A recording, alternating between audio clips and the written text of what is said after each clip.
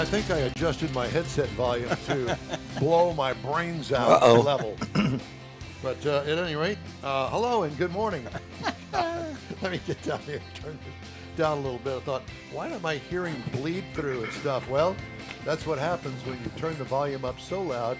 You can hear things that were Crickets. said. You can hear things that were said 10,000 years ago on this. Welcome to the award one again, Will Time Card Talk Show. I don't know why we would win any awards the way we start off this show. Just ahead, we talked to auctioneer Yvette Vanderbrink. Also, I'll give you my thoughts on driving the Kia Niro. Mr. Zekin over here next to me has the Motor Minute. In this segment of the Will Time Card Talk Show, howdy, along with Mike Out of This World, Mars. We always need more Jeff Zekin. I'm Don Armstrong. So glad that you could join us. I also got the fan blowing on me because I'm a little hot. Yeah. But all the boys say that.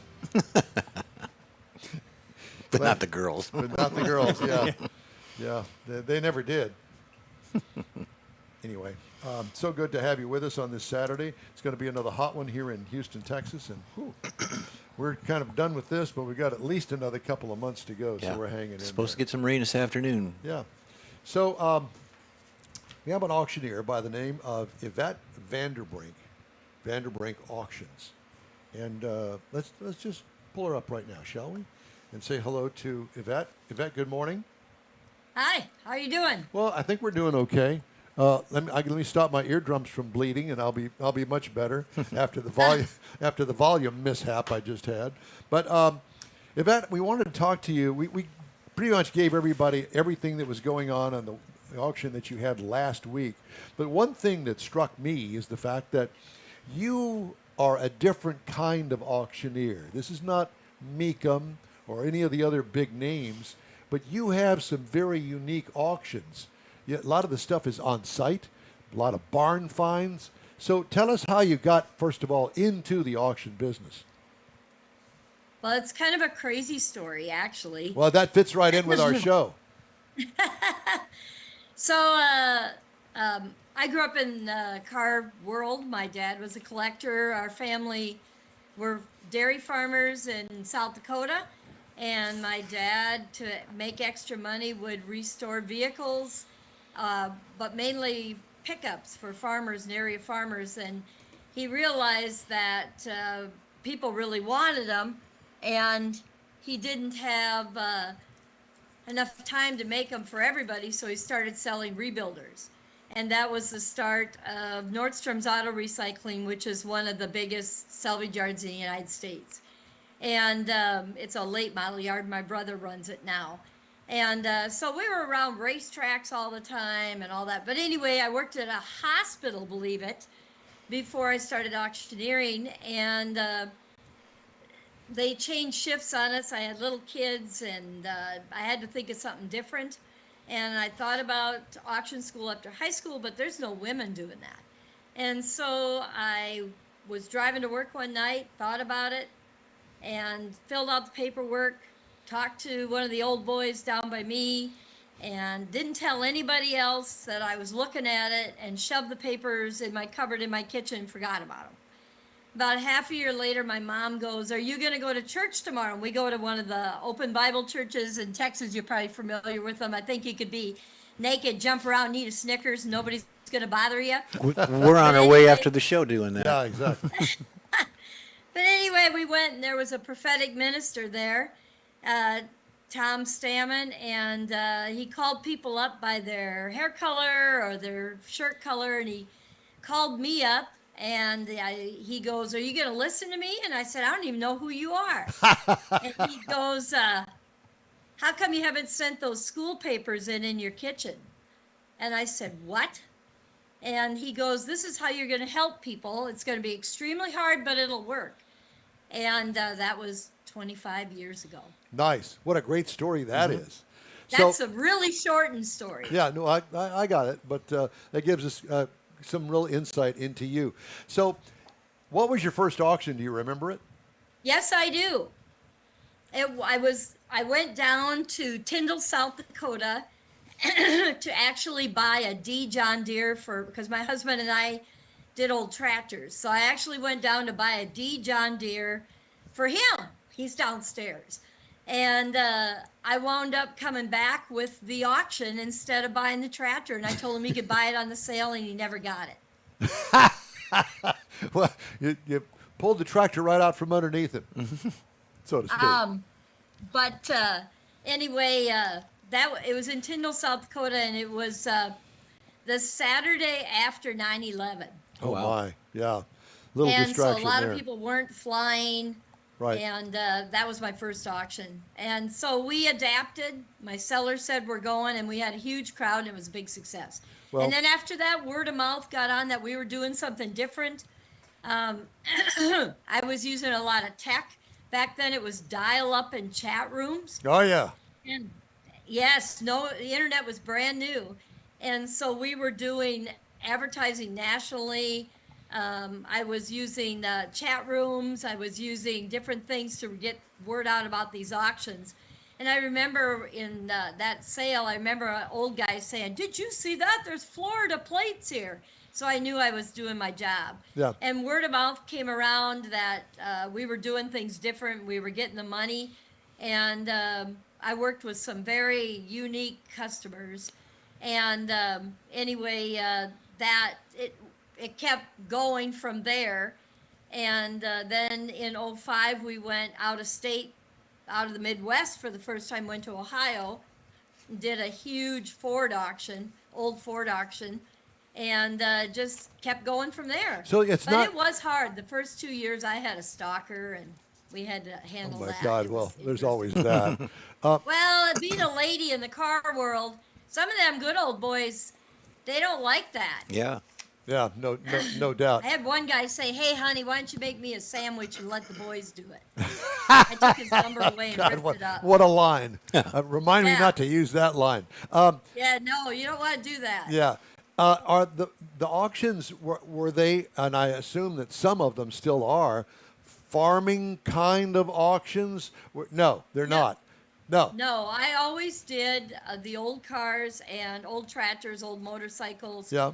And then we do sell farm ground in the Midwest. Now we had pictures of your auction last week. Excuse me. It's a pretty big open field, and you have the vehicles like categorized by year, make, model. How does that work? So I worked this last one we just got done. I've been working on for a year, and it was a family in Montana. It was grandpa's stuff, dad's stuff, 3 generations, and it was in 8 locations, and we had 604 lots. Wow. Which was 604 vehicles and tractors. And so we first had to get the legal stuff done, and then moved everything to their farm or their ranch and lined it up on 2 farms. And because of the location, this is where technology is so good. We had no cell phone, no electricity. If it rained, you couldn't get in or out sometimes. We had antelope, no services, and no radio, no walkie-talkie would even work. So we wound up doing it online only, ran it for 20 days. We marketed it for about a year, and it was a big success, and now we're loading out. Let me ask And you it something. How do rained you get and- those great big fire trucks out on the farm in the middle of nowhere? They had the equipment to get when they bought that stuff, they had lowboys and flatbeds, and sometimes they drove and then they parked them. Well, how did it get in the auction? I mean, this is a area of the United States that, if you'd not told me where this was, the highway that it was on, I would have never known. So this guy, this family, collected these things, but Yeah. they didn't collect those fire trucks from out there in the countryside. Actually, they did. No. Yes. So out here, it's so remote. And I witnessed this firsthand. Most of the ranchers out here have their own fire equipment because the nearest fire station is hour to hour and a half away at times, or it's all volunteers. So almost all the ranchers in the area have some type of fire equipment. But the old ones we had, they searched out and bought those, and they came from East Coast, all over. Yeah. But the ranchers out in Montana actually do have their own fire equipment. That's and interesting. I watched it. Yeah. Well, I have We to had tell you that a to fire when I was that out end, there. it's like a lot of the petroleum companies and the refineries down here. They have their own fire department within the facility, Right. And that sounds very similar. That whole kind of thing. Well, let's move on and talk about the upcoming Sure. auction that you have. Oh, well, next Saturday, August 9th, we're going to be down in Hebron, Nebraska, and for the Lambert family. And her husband passed away from cancer. And before he died, he told her to call me.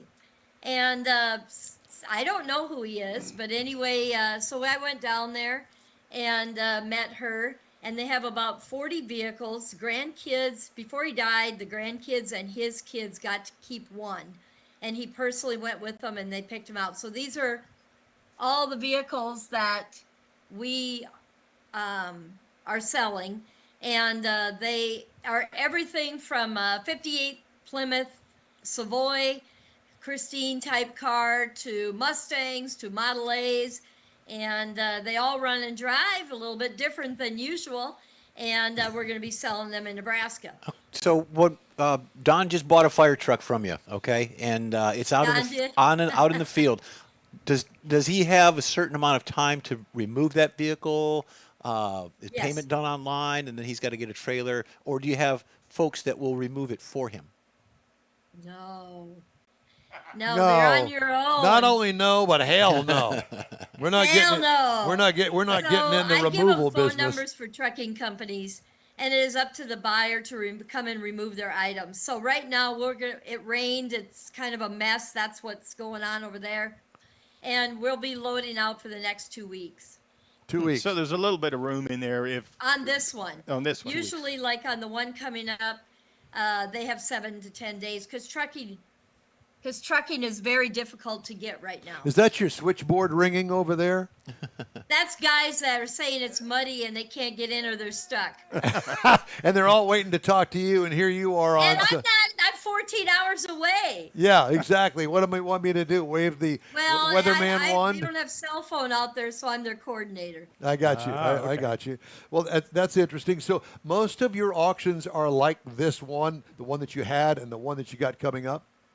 So I kind of got to be known for doing barn finds. So a lot of the auctioneers that are sellers that I knew were guys that hoarded or bought a lot of stuff.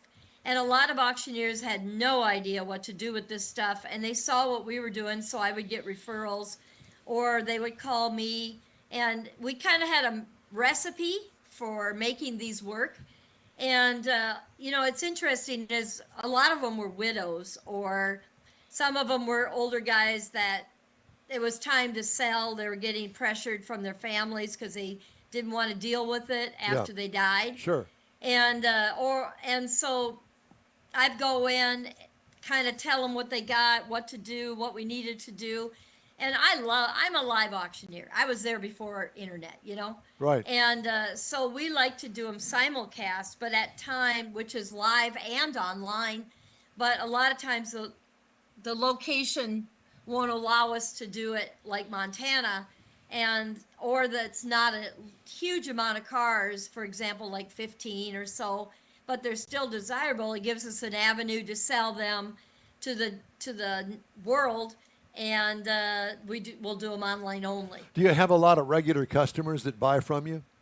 Oh yeah, I Yeah. get Yeah. a lot of So you're kind, hats, you're hugs, you're kind of like their yeah. agent. drug dealer. Oh my! Yeah, that's it. It's an addiction. Well, It's of course it not is. an agent. Yeah, It's well, an addiction. That's why we're doing this show, because we're addicted to cars just like you are, and we You know, thought, the well, thing of it is they're easier to come home than they are to leave. And so that's how this hoarder situation happens. It's all in the hunt, where guys find that 59 Chevy, or they find this and they bring it home and it never leaves. Yeah, I'm going to do something with this one of these days. It's just got to get up to it and get to that point. but I've got That's it. exactly right. I'm going to fix it sometime. That's We have right. a lot of sometimes at our house. Yeah, well, I mean, it's part of the thrill of going. You do the hunt, you got whatever it is that you've been looking for after all these years. You bring it home. Well, I got it. Yeah, well, getting to restore it or something, that's a whole nother thing. Let me get the farm hand over here to start working on that left front fender. Or let him start working Right. on that paint job. I In know the how that meantime, works. I'm going to go look for more parts for it. That's right. Well, And the parts turn body into guy cars. finds a body shop to restore things is quite expensive, and they're getting harder to find also. Yeah. If you, Yeah.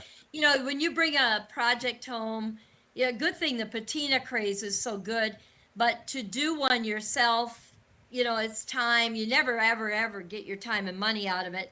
But, you know, it's just, it's all in the hunt. My dad was very much like that. He had 57 Chevys and 228 cars total by the time I did his sale. Wow. Yeah, well, I hope that he got to reap the rewards. He did. Good. He did. Good. He's still alive and still Still hunting? black tooth, cowboy hat, Complaining that you suspenders, sold all buying his cars. Yeah. So, Yvette, how do we find your website? Vanderbrinkauctions.com. You can just Google Vanderbrink Auctions. The biggest thing is on social media is we have a big presence on social media, and you get to see me dirty and working all the time. And I do a lot of video to let people know what's going on, and that's Facebook, Instagram, TikTok, YouTube channel. For She's a Vanderbrink Auctions. TikToker. She's Man. everywhere. Oh my God! Look at you. I tell you what, I did a big Impala sale back 3 years ago in Colorado, and TikTok is strong. You know what's better than And I TikTok? got most of my audience from TikTok. You know what's better than TikTok? What? In wheel time. In real time is better than TikTok. Yeah. Yeah, well, I mean, it's an interesting crowd, you know. So are we. Statistically, Facebook is your best marketing tool. The average age on Facebook is 45 and mostly male, believe it or not. And we target mainly to men. We do target to women. There's a lot of women in the hobby. I'm one of them. And, you know, I have cars myself. And I just actually got one. I haven't drove it. I'm really excited about. And that is. I got one from my dad finally. And it's a 63 Bel Air Post with 409 2.4s. Oh and my 4s. God! Well, did you have to pry that out of his hands? Yes, I did. Well, I can And understand. I sold it to him at auction in 07. And then the motor has about a mile on it. He redid it. And I told him, he's got Corvettes. I don't know why, new ones. And he said, you can have one of them. And I said, no, I want Lloyd May's car back. So I went up there and we got talking, and now we have it home. And my husband got it running. It hadn't ran for about 15 years. I wish he would come up here. Hey, Vanderbrink!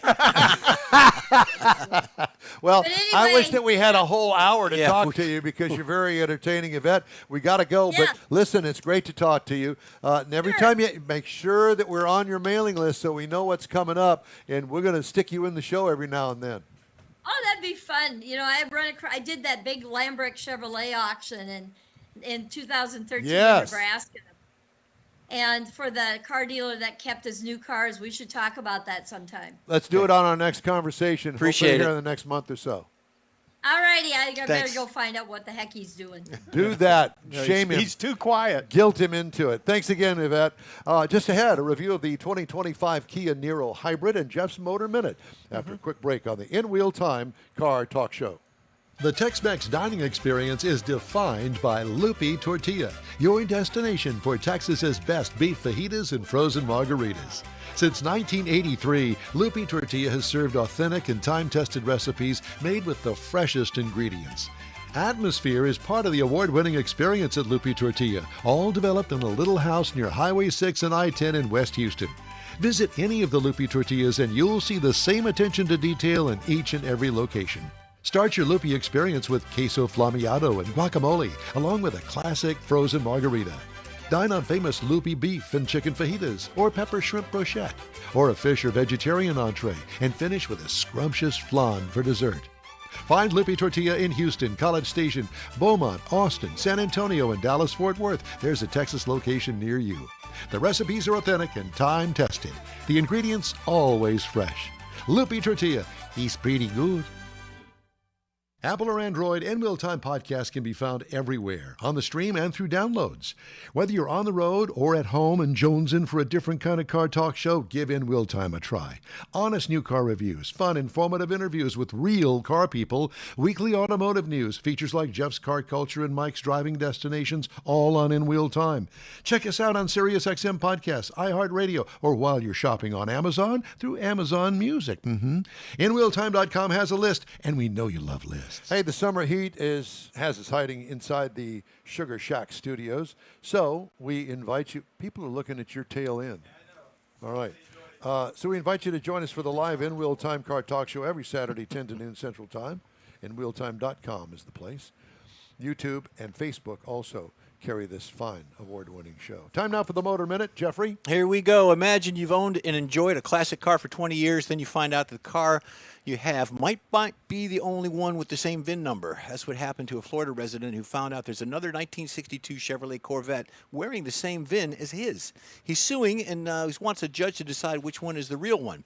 There's been a report that Mr. Dale Wilkinson bought a 62 C1 Corvette in 2006 when he lived in Massachusetts. The problem arose in 2022 when he moved to Florida and he wanted to register the car. The state of Florida says, no, you can't do that. You got a VIN number in Texas for the same kind of car. So he got a lawyer. He said that there was a couple that registered the car in Texas, got a new title after he told them theirs was fake. So they went ahead and redid that. So there's a judge that's going to determine based on the VIN tag. The expert says that this was made, the clone, they're calling it a clone, was made from an aluminum tag rather than a steel tag, and it used the incorrect font on that VIN tag. The clone was to have 1,283 miles on it on the odometer, which is extremely low for a car that could have had Social Security. So the one that this Mr. Wilkinson bought had 56,000 miles when he bought it in Massachusetts, so that was the legitimate one. The alleged fake was purchased by its owner at where? A Mecum auction in 2022. Mecum is not named in the suit, and they've insulated themselves from legality for inauthentic cars that run through the auction. And let me tell you something. I know somebody that didn't have the correct tag in the right place, Yep. although the car was legit. It was. And Mecum would not take the car. Well, they took this one. I know, but what I'm saying to you is that they usually vet their cars very well, and there was a hidden VIN number apparently up into the fender, not the fender well, but the fender itself, that I wouldn't know that to look there, but apparently it was, and it didn't match. And so they said, nope, we're not doing it. Yeah. So what it is if you have a clone like that and you're trying to pass, you could lose like over $100,000 worth of value. So this car was I worth think pretty also much nothing. if you got proof that you were doing it intentionally, which they bought it from an auction, so obviously they weren't. But Yeah. whoever put it in the auction, that's called. Well, they may or used to may be not called have even fraud. known themselves. It's called But at some point, somebody knows. I'm there's just a saying, dissolution of title or dis something of title. Falsifying it is what it is. Time now for this hour's car review. I had a pleasant opportunity to drive a 2025 Kia Niro. N-I-R-O, not N-E-R-O. And I was quite surprised and taken back. I didn't go into it with any preconceived ideas or notions about the car. I didn't really know anything about it. And then I got to drive it for a week, and I was impressed. And I know you're going to go, wow, and Kia Niro, he's impressed with that? Yeah, I am. For an everyday car that run around town in, this is a good one, I think. You may be the same impression. The final assembly location on this was Hwaseong, Korea. Oh. But, we've just done a big deal with them with a 15% tariff. And so you won't have to pay some big tariff fee on that. And I've got a story about that in Canada coming up. Available trim levels on the Kia Niro: LX, EX, EX Touring, SX, and SX Touring. I had the top-of-the-line SX Touring. Now, the government calls this a small station wagon. Does that look like a typical station wagon to you? No, it does not. Seats 5. It was completely redesigned in 2023. Unique, attractive front fascia and daytime running lights on this vehicle that really makes it stand apart from others in the same class. Volvo-esque rear tail lights, high up, next to the hatch glass. Oh, yeah. Matching wheel openings with attractive wheels that are unique to the different trim levels that they offer. Side sculpting is highlighted or downlighted, or however you want to call it, by some black just above the lower valance. Accents. It's an accent is all it is. What I liked about it, the uniqueness that I think will appeal to most people. And what could use improvement? Nothing. Need more vehicles like this. Make it unique, but make it attractive at the same time. Interior highlights. A rotary gear selector on the center console near the starter button. Now, I saw a picture of one that actually had a shift knob on it. So apparently they've got a couple depending on the trim level you go. Easy to use and understand infotainment screen. Difficult to find lane keeping controls. You got to drill down Oh, boy. into the menu box Yeah. to turn off the lane keeping control. I don't want that. I don't want lane keeping control. I don't want start stop. Those are the two pet peeves of mine. And if you can't turn them off easily, as you know, I ain't buying it. That's just me. What I liked about it was really its simplicity on the interior. A nice Harman Kardon sound system, by the way, is also in it. Integrated dash design, I like that too. What I like, its simplicity in the use of the infotainment system and the knobs and buttons that were in it. You can find the stuff when you're looking for it. What could use improvement? Seats are comfortable, but could use a little bit more design pizzazz. Okay. It's kind of plain. Oh, how it's powered. This is a 1.6 liter gasoline engine. But it is a hybrid, so it does have a battery and a charger in it. You don't have to plug this one in, although they do have a plug-in version, and they have a full EV as well. But this particular one was the hybrid. 139 horsepower, which is not much, 195 pound-feet of torque. But what makes the engine work, the 6-speed automated manual, it's called. And it reacts pretty well. And so you really don't notice a real downplayed power output on the engine. Miles per gallon, this is where it shines. 53 city, 45 highway for a combined of 49. Don Armstrong, got 43.7 miles per gallon. That's what you need to bring all that crap over from Neederville over here and back and forth on Interstate 10. You need that. So is 53 in the city is less miles on the highway than it is the city? Yeah, because it's winding up the gasoline I motor. got you. Yeah. Well, around town, it's using a on the lot hybrid, of battery. yeah. Yeah. That's the great thing about them. So obviously what I liked about it was the fuel economy. What could use improvement? A little more power for acceleration, but I don't care. This basically is an around-town urban car. Ride and handling, this car is built for city driving. What could use improvement? Handling is a little lackluster, but this is not a corner carver. Pricing, base trim price, $35,390. Prices tested, top of the line, $37,600 with a couple of options. Base model price, $26,990. Also available as an EV or plug-in hybrid, as I mentioned. Competitors to the vehicle in base size and price, Toyota Corolla Cross Hybrid starts at $28,495. Now remember, this one starts at $26,990. Then the Toyota Prius starts at $28,350. And then throw in the Kia Sportage Hybrid for $28,790. So they're all right in that $2,000 mark price point.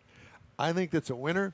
If you're looking for a car to putter around town in, it's a winner. Go for it. Now, you mentioned the Volvo-esque taillights. I see that. I saw that in there. They're Yeah. very similar. Yeah. And so far as the station wagon look, It is not a station. back in the 50s and 60s, the station wagons had the roll-down back. Yep. Why can't they do that today?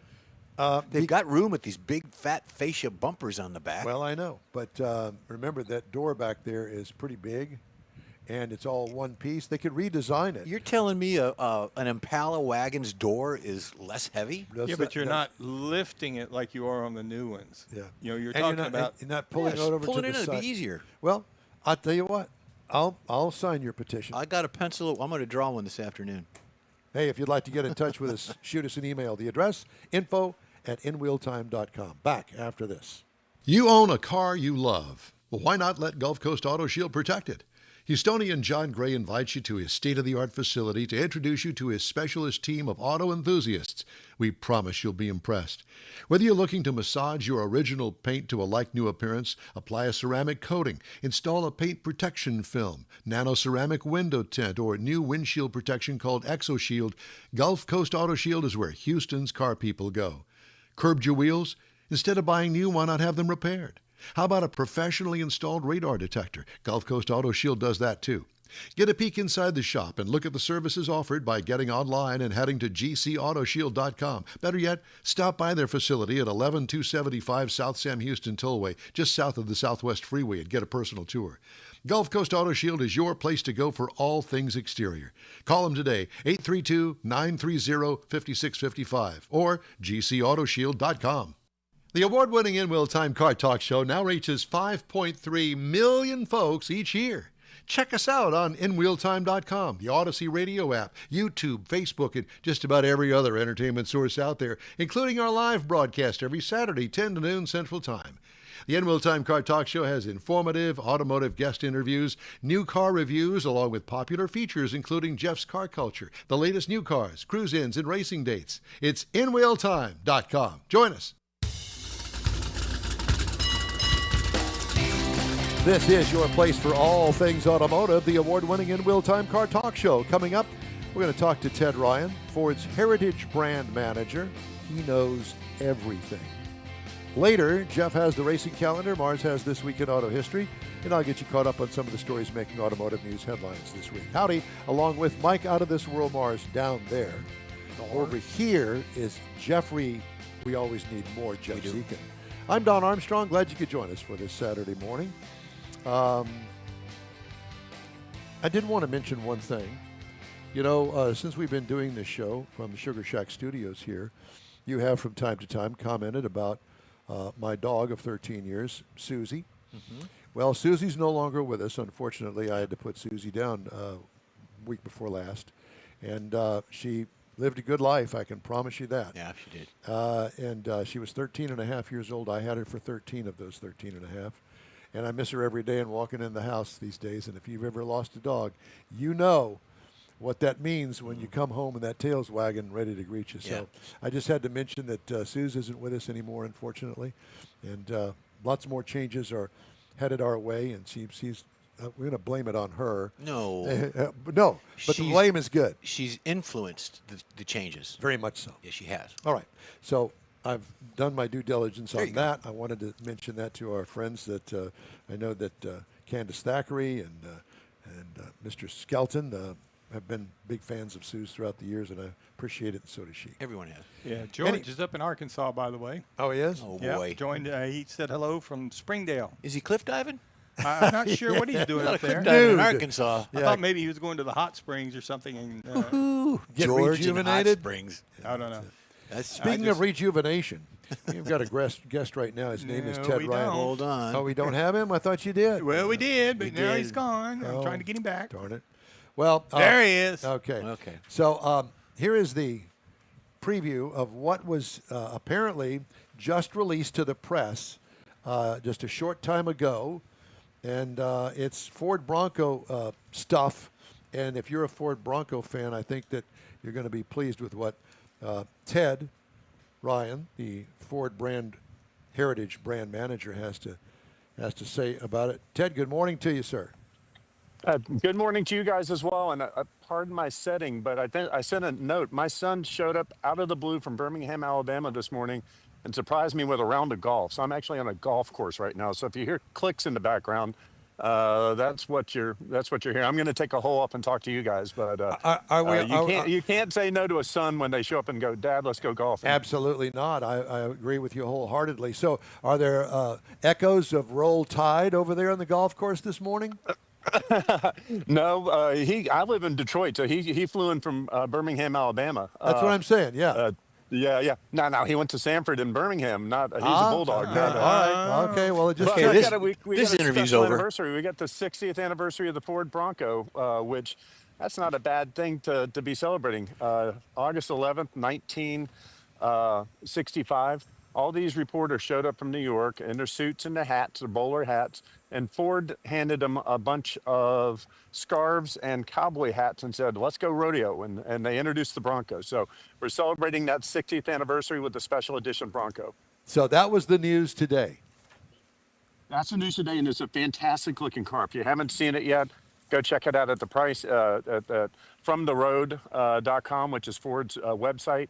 You can see it. It's beautiful. It's Wimbledon white. It's got all these red accents. It's got 1966 buried into the hubcaps. Everything about the car is absolutely stunning. That's so cool, yes. And as a matter of fact, I hate to admit it, but I was around back then, and it was a game changer. I mean, everybody went, wow, look at that. And they sold, like the Mustang, sold a ton of those for many, many years without any changes to the body style or anything. The only thing that they did was they upgraded engine components, they upgraded suspension, all the things that you would expect that the Ford Motor Company would do. They did, and that's actually how they sold it. They sold it as the Mustang for the off-road. And when Don Fry introduced it in '65, he said, "We're adding another pony to the stable." And obviously alluding to the Mustang that had been introduced the year before. Well, I have to tell you, when you guys first came out with the renewed version of it here, a year or two ago, I had a chance to drive it, and I got more thumbs up, more people to stop me in the grocery store parking lot. Hey, is that a new one? I said, yes, it is. Yeah. Can I look at it? I had to do demos for you out in the parking lot, and I'm sure that you've heard the same stories. One of my favorite tales is my other son went to LSU, and I was driving from Detroit to LSU for family weekend. I'm in my Bronco, and I had a police officer stop me in Mississippi just so he could see the car. And I was in a demo unit, so I handed him the keys and I said, "Take it for a spin," and he did, and he turned right around and said, "I'm buying one of these things." So they're beautiful. My dad is 84 years old, and he's on his third Bronco already. He just trades it in every year and a half and gets a new one. He loves it. They drive so well. And this new one, guys, when you see it, it looks amazing with the white and with the red accent, the Bronco on the front hood spelled out in red, and then all the 60th anniversary details and the Easter eggs that we put throughout. And do they make this particular model, the anniversary model, in 2 and 4 doors? Oh, that's a good question. You stumped me. I don't know. I'm suspecting it's only a 2-door to be the traditional one, but I honestly don't know the answer to that question. I haven't stumped seen one the in person. band. I've only seen the pictures. Mike's online right now, and he says a 4-door as well. 4 door as well. Oh, 4-door as well. Oh, thank you. Thank you for correct. I just wasn't sure. That's okay. Well, now you know. So all the rest of the interviews that you're doing today from the golf course, you'll be able to be very knowledgeable about that. Y'all are actually my last interview of the day. You Save didn't the tell us best for that. last. 13th hole. 19th hole. I'm on hole number 8. If we'd made the turn, I'd be eating a hot dog while I was talking to you guys. But they block out my Saturdays for these calls, and typically, if I know I have something going on, I block it out. But this was a surprise, a very pleasant surprise. Good one. I'm shooting about double bogey average right now, so I'm not shooting well, but I'm having fun. Well, you need to order up the drink cart. Actually, if I drink a beer, my game goes to pot. So I'm just not going to worry about that. I've Plus, never I got to drive home. I've never gotten a hole in one playing golf, but I did hit a guy. You did hit a guy. I did hit a guy. There is that. I almost got hit a little bit ago. So let me ask you this: Are these special order vehicles, or do they have them at the dealers already? No, they don't. In fact, you'll be customizing your order. The order window is what is opening up today, and I believe delivery will be a little bit in the future.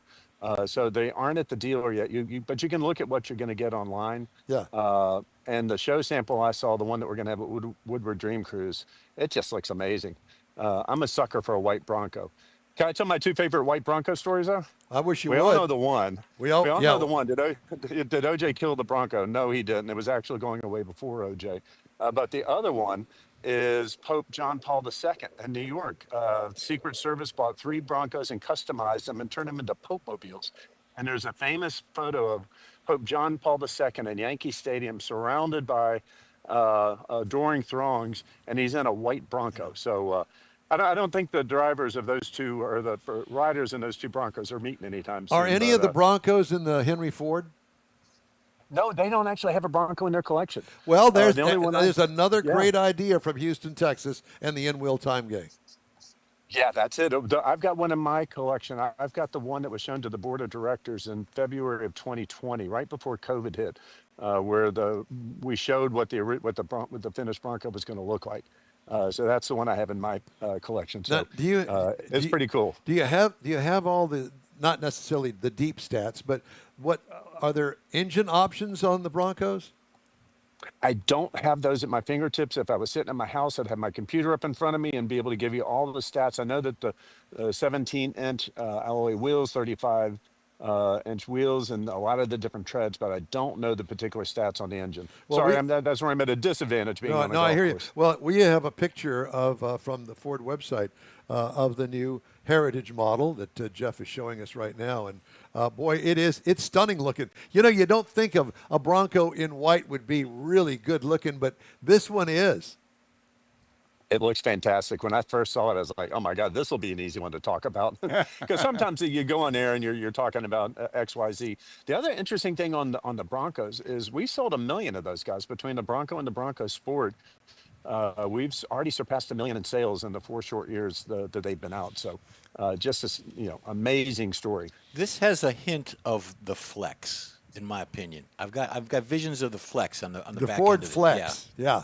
Yeah, it just kind of squared That'll off take like people that. back. Yeah. Yeah. Do you know? Well, we're old. Do you know what the code name on the Flex was, by the way, guys? No. Trivia for you. You can stun people at cocktail parties. It was actually a concept model called the Fairlane, was what No. eventually became the Flex. Yeah, and Fairlane was the home of Henry Ford. Yeah. And then obviously you had the Ford Fairlane Are they still 500, which was my st- brother's Are they still first giving car. tours of Fairlane?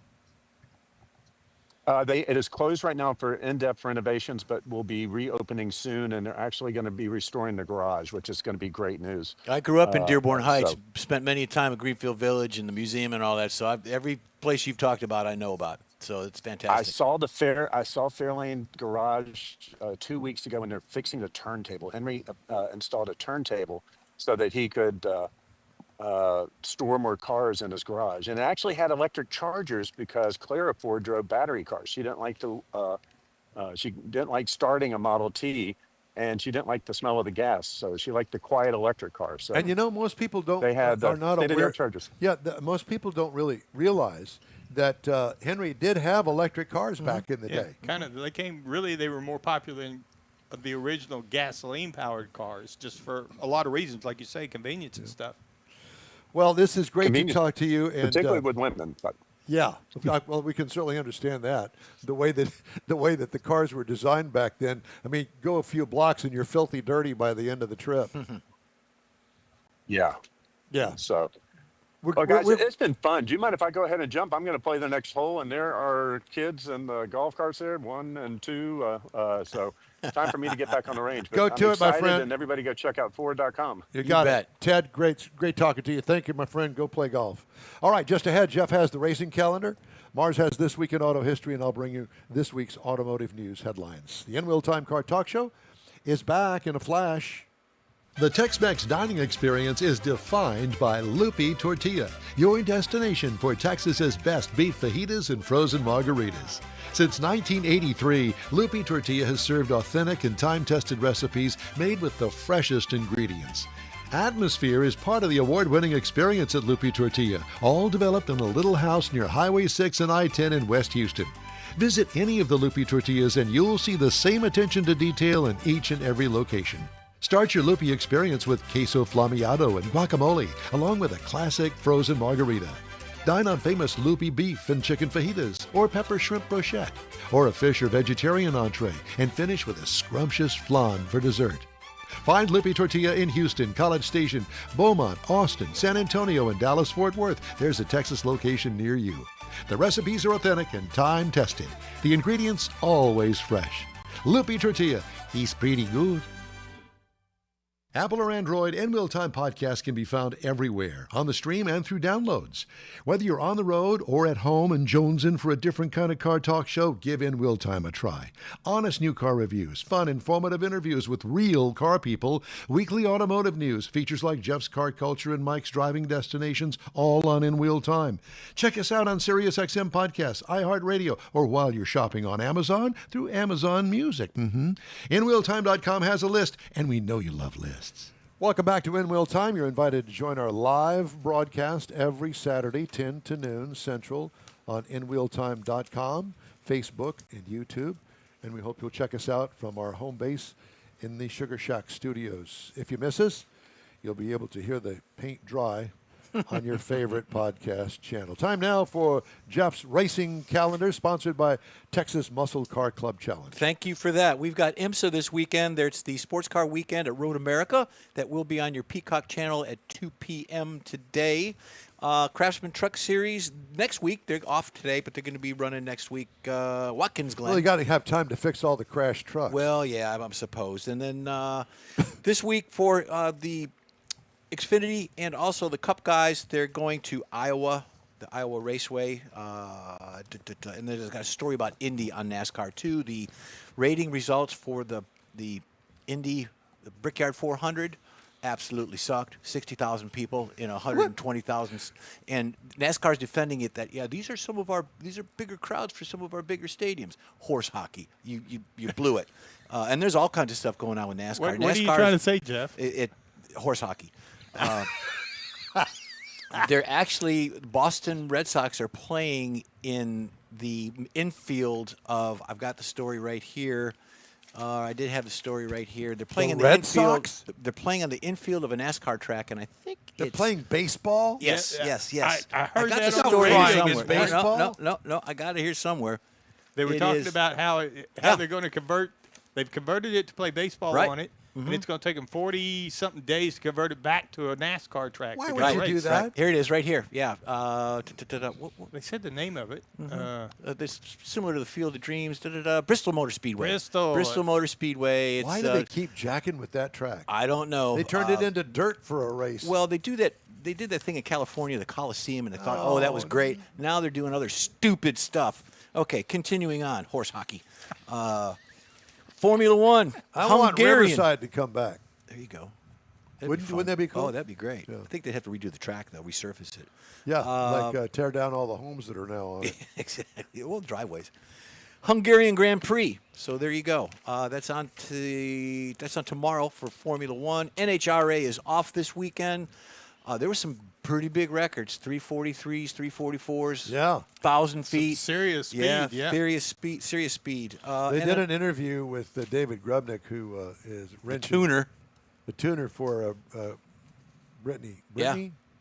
Yeah, Yeah, Brittany was yeah, the for first Brittany. one. Yeah. Brittany. Top fuel. Yeah. And the guy said, well, how do you feel about the speed? He says, we don't tune for speed. We tune to get the car down the track and win the race. We Yeah. don't tune for Yeah. speed. Speed has nothing. It's just a byproduct Right. of getting it down Just the track. a measurement of another measure of how fast he got down the track. Yeah, Exactly. but nobody cares about that. Who won? That's the big thing. That's true. Yeah. That's very true. Yeah. All right. So there you go. Thank you very much, Yes, sir. sir. Time now for This Week in Auto History. Mr. Mars? Yeah, this week in auto history, there was a few things in here that we found were rather interesting, such as the first in 1863 was the first successful steam-powered carriage in the United States, Don't tell Jay Leno that. built by Sylvester Roper. I think Leno has one. It was known as the Roper Steam Carriage. It was Yeah. four-wheel vehicle, coal-fired boiler. Yeah. And this guy was an inventor. He later went on to invent some of the earliest motorcycles as well. Now, also this week, in 1953, the first production Corvette leaves the factory. Now, this is designed by Harley Earl. Corvette guys like you, Don, I'm sure know all this stuff. But I did not realize that the first year, 1953, they only built 300 because they were hand-built. They were all white convertibles with red interiors and a black canvas top. And it, I thought the top was beige, but whatever. Go ahead. well, the Blue Flame six-cylinder with a two-speed power glide. 235 cubic inch. And they only built 300 of them. In Yep. 1954, they started building over 3,000. I But- saw number two. And it's worth millions. But I saw it. And if you were to see the car, if somebody were to say, here's a brand new car, check it out, I'd go, what in the world is wrong with the paint? Because they barely put any paint on it, and you can see all of the fiberglass underneath the paint. Really? You can see the actual fibers of the Not fiberglass. because it's 60 they years didn't old. put a It's- gel coat on the top of it, which hides the fibers. Right, right. They didn't do that. They just painted it. I'll be It's the darned. most amazing thing. I saw number 2. I don't know whatever happened to number 1. It's probably in some museum somewhere. Yeah, but or I saw Jay number Leno's 2. got it or something. Yeah, Yeah. somebody. Somebody like but him. yeah, but I saw number 2, and I was proud of the fact that I got to see number 2. Oh yeah, that'd be pretty impressive. You and your number 2s. Yeah. know. Also, this Proud of 'em. In 1958, NASA was founded. Now, this is important because of the technology that NASA developed and all the innovations that it created in materials, science, electronics, all that stuff has been incorporated, such as your GPS and the ABS and engine management tools, all came from being developed off of NASA's That's development. correct. Thank you, Katie Armstrong. There you go. And Jeff. In 1960, the first Toyota Land Cruiser arrives in the United States. Now, it was initially targeted for a rugged use, big off-road vehicle like it had been in other parts of the world. But the FJ40 became a cult favorite and established Toyota's reputation for reliability and off-road capability. And, of course, later on, the Land Cruiser evolved into a luxury SUV, which is what it is now. Its tough heritage is kind of dependent on what you're doing. 1990, the last Citroen Citroen. 2CV. Citroen. Whatever. Anyway, the last one was built in 1990 in Portugal, which I did not realize Thank that's God. where it was. Now, this ended a 42-year production run because it was introduced in 1948 to be a rugged, affordable car for rural France. And they built over 5 million of these things, and I'm not sure, and I didn't get in and find a good reason why it ended in Portugal. Well, You know what? because people were mentally hurt by the look of that car. Wow, no, I'd tub it out and put an LS in it. That's what's wrong with it. Yeah. It didn't have the LS. 1990, Iraq invades Kuwait. Now, this is important because of the impact to the oil prices, which impacted the auto industry. Because of all the oil crisis, the auto industry tried to adjust and start building different kind of vehicles that were more fuel efficient, and trying to think of alternative fuels kind of leads to what some of the crap we have nowadays. Then in 1996, I'm heartbroken, the final Chevrolet Beretta was produced. Oh, God. This was a sleek two-door coupe. You would, Mars. Well, I had a friend that had one, a Oh, GT, and God. he A loved GT? it. Yes. Oh, wow. Yeah, so you could get it in a GT, a GTZ, and a Z26 was the hot rod. Really wasn't really much of a muscle car, but it was respectable, 3.1 liter, quad 4 engine. It was a nice little car. It was a turd, is what it was. That's what you're trying to say, isn't it? I Politely, just said it for you. Yeah. 2005, the production of the Ford Fusion begins. Now, I saw this as a midsize sedan, and they built a lot of these cars, and they quit building them in 2020. But there's still a lot of them out there, and it's still considered a very reliable, comfort, value-driven performance type car that kind of competed against the Camry and the Honda Accord. And my granddaughters have had 2 now so far, and they were very good cars. As long as they didn't wreck them. Yeah.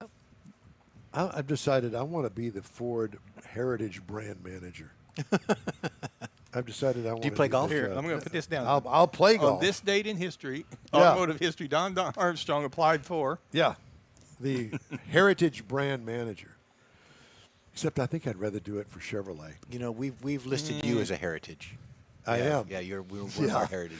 Yeah, an old Heritage. You're a stop on the heritage Tour. crosswalk. Yeah, that's right. Right there by the Beatles.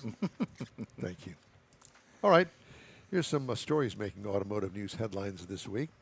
President Trump signed an executive order July 31st increasing tariffs on Canadian imports to the United States to 35%, up from 25% previously. But the order, effective August 1st, exempts goods included in the United States-Mexico-Canada agreement, leaving little changed for automotive, in which the bulk of cross-border trade is covered by that agreement. So we all think that, if the car was built in Windsor, Ontario, it's going to receive some 35% increase in tariffs. No, it's covered under a different agreement, the U.S.-Mexico-Canada agreement. That has not changed. But if you're going to import steel, things like that, Yeah. 35%. To build the cars. Didn't with. George Bush Jr. He put that in act? Didn't he start that? Don't give me the line. Okay, I'm thinking. When you talk to him tomorrow, ask him. Okay. Yeah, please. U.S. and the European Union agreed on a hard-fought deal that'll see the bloc face 15% tariffs on most of its exports, including automobiles, staving off a trade war that could have delivered a hammer blow to the global economy. The pact was concluded less than a week before an August 1st deadline.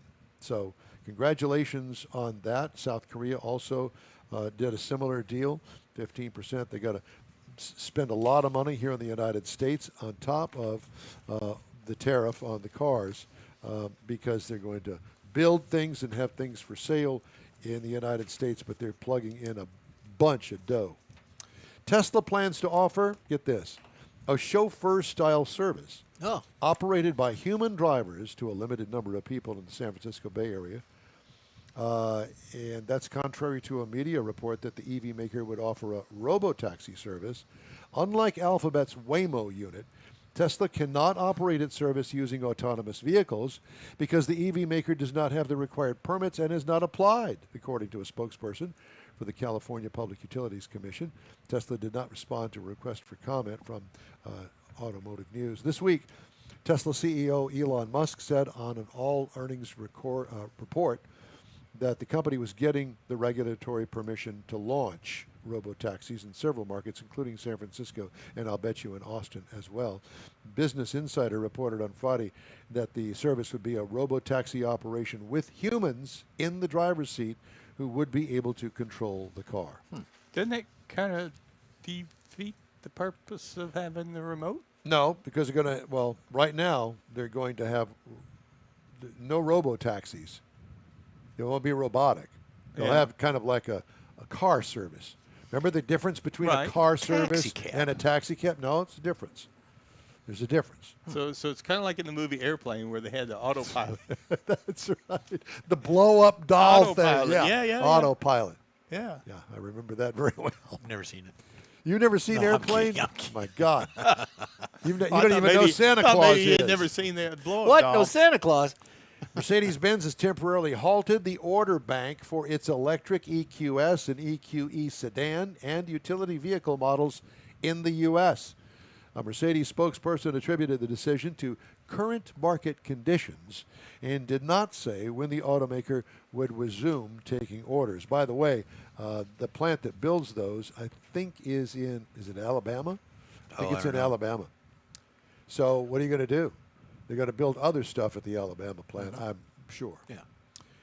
J.D. Power projected July will end with an average new vehicle loan payment reaching $742, up 1.6% from a year earlier, and setting a record for the month. The average new vehicle price was expected to rise 2.1% to $45,063, and the average vehicle was predicted to sell for 90% of its sticker, up 1 percentage point from a year earlier, according to preliminary estimates J.D. Power released on July 23rd. All right, well, that's no surprise there. Everything keeps going up, price of groceries in particular, and I'm not a fan of that. I like going grocery shopping, but I sure don't like the way my weekly bill keeps oozing up. I'm telling you. You know, Yeah. I mean, you don't, because you've got a wife that does all that. I shop. Oh, well, it's Well, what do you group shop par- for? Group participation. No, we fill out lists together. We go together to shop, and I read labels. Hell yeah. She lets you go to the grocery store with her? Yeah. But you have to trail behind. Well, Y'all don't walk together. Have you ever seen those? She puts me up in a basket, and then There's that. Oh, my God. Yeah. Hey, we'd love to hear from you. Shoot us an email. The address is info@nwilltime.com. We're back after this. You own a car you love. Well, why not let Gulf Coast Auto Shield protect it?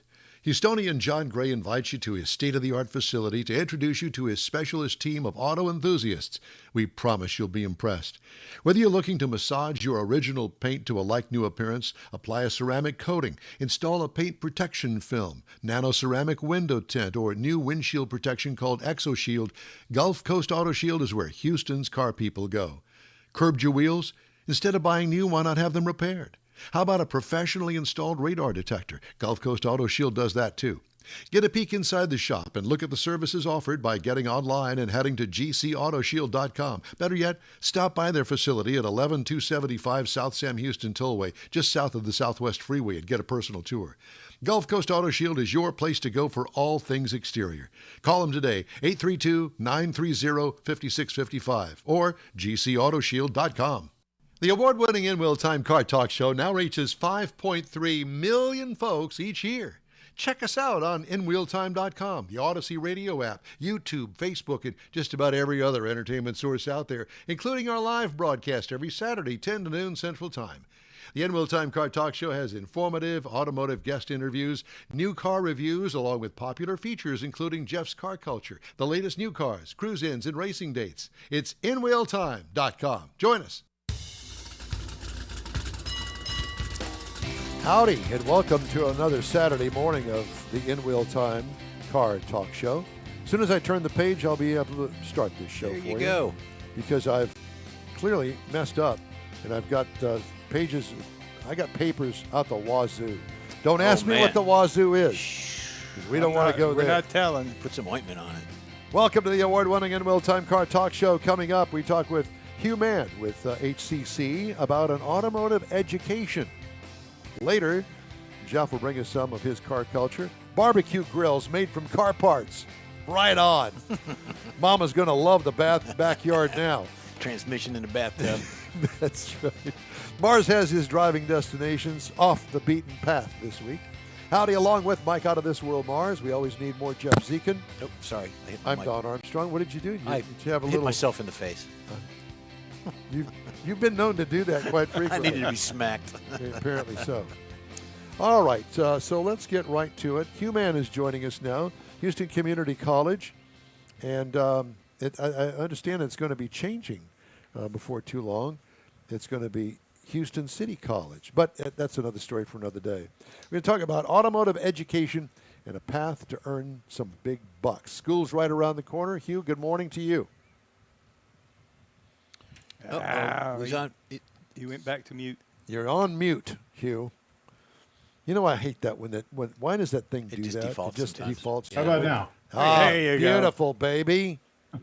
Well, like I said, good morning. Thanks. Good to see you all again. Thanks for having me back. Yep, always. It's a pleasure to have you with us. You know, the Automotive News did a big story just a little while ago about these podcasts, including ours, that really is trying to bring in automotive guys.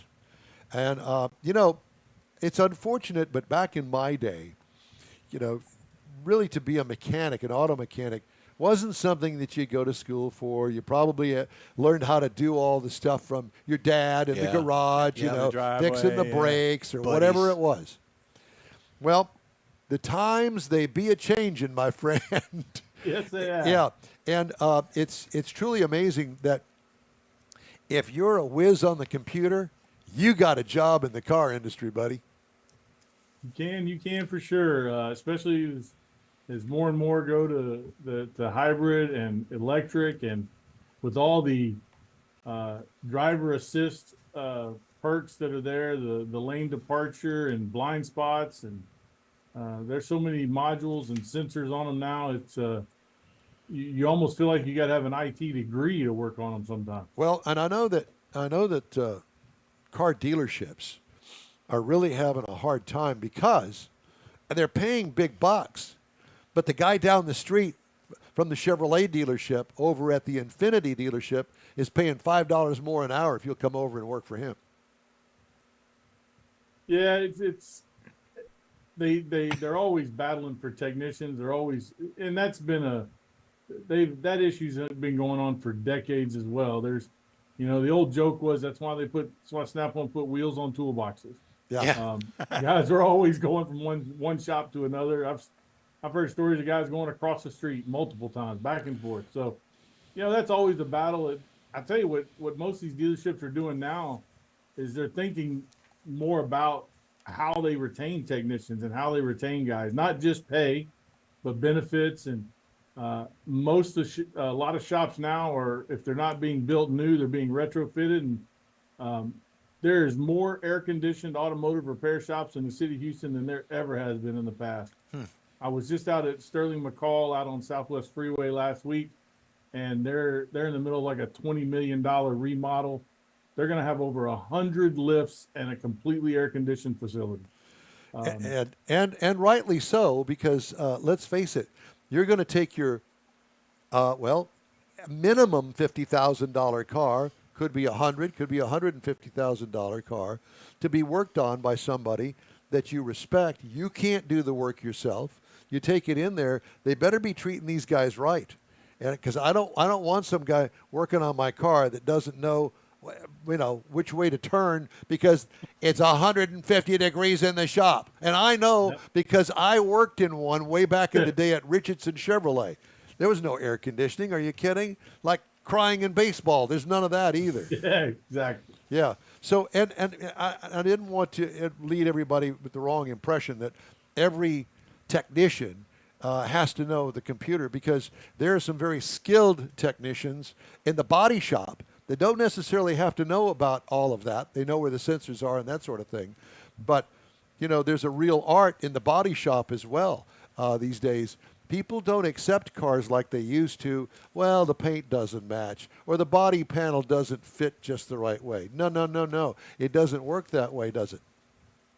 No, mainly because of the economy and the prices and the money that goes into these cars and what people are paying for them. They're a lot more particular about making sure everything's exactly right. They don't want, they don't want a handle to rattle or a piece of trim to just be slightly loose or off kilter. And they're very particular about that. And it's one of the hardest things we have teaching students is, yes, you need to understand the vehicle and you need to know how to fix it and you need to know how it works, but you have to pay attention to detail.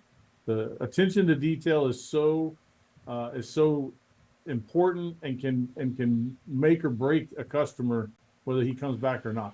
Back in my day at the Chevrolet dealership, we had a couple of guys, two men, and they worked in a separate area of the body shop down at the end, and they did nothing but fiberglass. As a matter of fact, there were other manufacturers that built fiberglass vehicles, Pantera and a couple of other ones, that they brought their cars over to these two guys because they know how to work fiberglass. And it's a very unique and specialized area of the shop, and they got paid a lot of money to be able to have that expertise, and it took them years to do it. It was a father-son team. Dad taught Junior how to do it, and Junior ultimately inherited the whole thing, and he had to teach somebody else because he was aging as well. So there's a lot of that sort of thing. And I was flying over the one of the Metro bus repair facilities, which is massive. And I thought, that is a whole nother side of the business that I really didn't learn anything about. Heavy diesel repair and buses, huge transmissions, big power plants, along with air conditioning that's also logged on to all of that stuff. And in an environment that you don't have a lift, so to speak, that you could lift that whole bus up in the air and get underneath it. No, you're in a pit, and that big bus is sitting over the top of you. And not only that, but there's parts of it that are on top with the engine bay open, and then you got to get underneath it. There's a lot involved in that, and I guess that's a different pay scale, isn't it? Yeah, it is. It's the whole diesel industry side is a lot different than the automotive side. For the most part, all your automotive technicians at all your dealerships are working on what they call a flat rate type pay scale. They get paid for the work they're doing based on the hours it gets charged to the customer. And on the heavy truck or diesel side, that is still true when it comes to the truck dealerships, Peterbilt, Freightliner, and those type of dealerships. But there's such a bigger industry out there on the diesel side, like massive size fleets, all these trucking companies and Metro buses, and you got oil field and stationary and generators and construction equipment, and these type of shops. They don't necessarily work on a flat rate scale. They're working on a straight hourly scale most of the time. So some guys like that. That's appealing to them, not having to worry about the the workload coming through the shop. They know they're going to make 40 hours a week. Not that those companies still don't monitor each technician's production Right. and making sure they're doing what needs to be done, but it's a different pay scale. And I would say on average, maybe not on an hourly basis, when you look at flat rate hour versus straight hourly, it's probably not that much larger. But overall, on a median annual salary, the diesel side tends to pay a little bit more than the automotive side. You know, working in a flat rate shop, most of the bosses I ever had said, if you want to raise, work faster. Yeah, and they do that. I've got a question from the beginning. When HCC teaches the basics to the students to get them out, and of course they help them land a prospective job at a dealership. And we talked about moving around. You go from a Ford dealer that you've been working there and you've got all the certifications, and now you want to move over to Toyota for whatever reasons. Do you have to retake certifications, obviously, for that Toyota brand? And how difficult is that for the adjustment? I would say for an average technician, it's probably not all that difficult. Most of those manufacturers, their specific training, Right. they're going to go through and do some education for you, whether it's some type of online class or whether it's an in-person class. And a lot of it is, to be honest with you, is just understanding the difference in maybe a little bit of terminology, maybe in how the system is managed theoretically, maybe a little different. But you know, it's like anything else. An internal combustion engine, it works like every other internal Right. combustion engine. The parts just may look a little different or maybe a different size, but the theory and the way the systems operate doesn't really change any. So Hugh, let's drill down into HCC and what you guys offer there. Let's just take, for instance, I'm a high school graduate, getting ready to graduate, or I'm in my senior year of high school, and I'm looking at an automotive career, automotive technician career, and I really don't know which way to go. I'm pretty good with my hands and tools out in my garage. I built a couple of hot rods. I go drag racing every other weekend. So I've got a little bit of know-how, if you will, to wrench a car. But I don't know which way to go as far as my education is concerned and to get me a good paying job at a nice dealership. What do you say to somebody like me? Well, what we encourage all students to do, when you look at our automotive program, we offer multiple certificates as well as an Associate of Applied Science 2-year degree. And what we encourage students is, if you're not sure if this is the field for you, depending on how much experience you have prior to coming here, you know, just sign up for one of the certificates. We got one certificate that is only 2 semesters. You can be done in 2 semesters, or we got a larger one that's 3 semesters. It goes a little more in depth, a little more advanced. And you can always change once you get started. Once you get in there and get started, if this is what you really like and you think it's for you, you can change to the larger certificate, or you can change even on up to an AAS degree, which we always encourage. A lot of students come in and, oh no, I want to turn a wrench. I want to get greasy. I don't need a degree. You do. That's what all of us wanted to do when we were 19, 20, 21 years old. When we got older, we started thinking, well, maybe working in the office ain't quite so bad. That associate's degree will help you down the road to advance within a company or a dealership, whether it be up to service shop foreman or service manager, or even maybe into another department. So we always encourage them to get the most education they can when they're young and they have the time, so it helps them in the future. Well, let me just add to that the fact that I had a very good friend of mine, loved the guy, and he worked the warranty side in the office, and his office was right off the shop. I mean, you could walk right into his office out of the shop, and the guy had to have the knowledge, a general knowledge of all of the lineup of cars that Chevrolet offered, and how much time it took. Obviously, he had a book. They were going to charge for a specific thing and under warranty. And it was very important because that's how the mechanic got paid. And he couldn't get paid over because the Chevrolet would slap the back of your hand. So he kept everything in line, but he had to have a general knowledge of, you know, the heater system on a Chevy Impala. I mean, crazy stuff like that heater didn't go out that often in a car, but he had to know the difference of R&R fan as opposed to a heater hose or a radiator hose, any of that sort of stuff. So a general knowledge, you had to have that to be able to do the job that he did. So there are those kinds of jobs within a dealership that I don't think most people think about.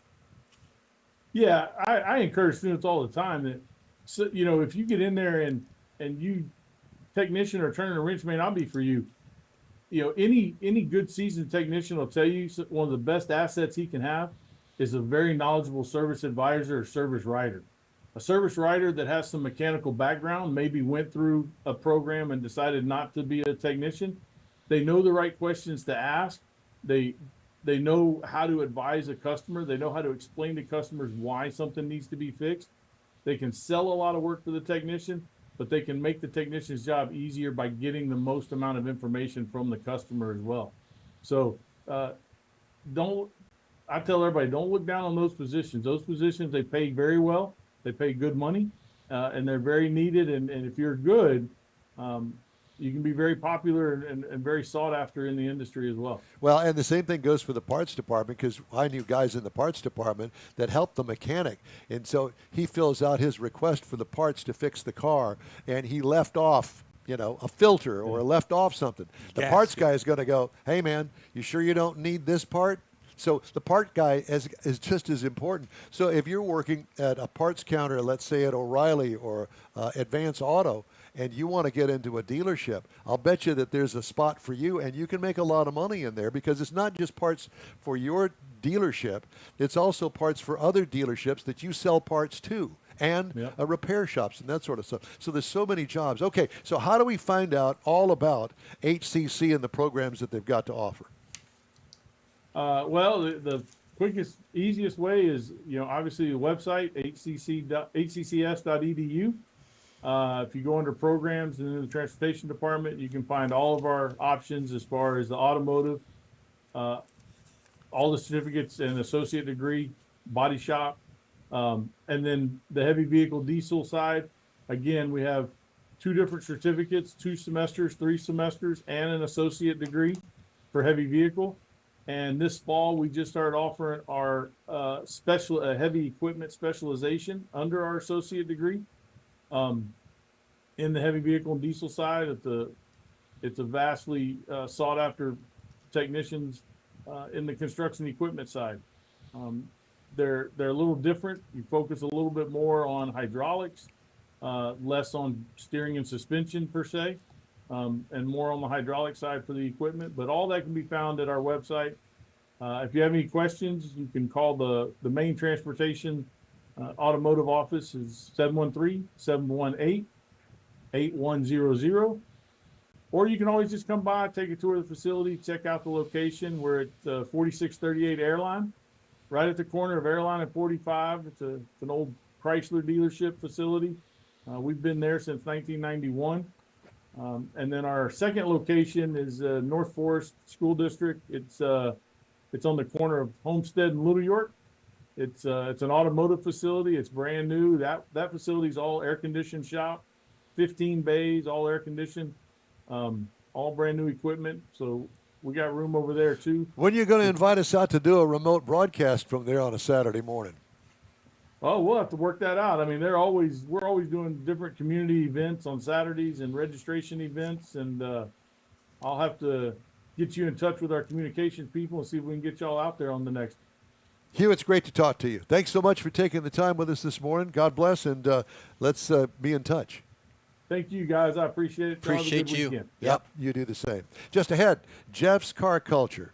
Barbecue grills made from car parts. Hoo-hoo-wee. I wonder if they got a course for that at HCC. I don't know. Plus, Mars has driving destinations off the beaten path this week. The In Wheel Time Car Talk Show is back after this. The Tex-Mex dining experience is defined by Lupi Tortilla, your destination for Texas's best beef fajitas and frozen margaritas. Since 1983, Lupi Tortilla has served authentic and time-tested recipes made with the freshest ingredients.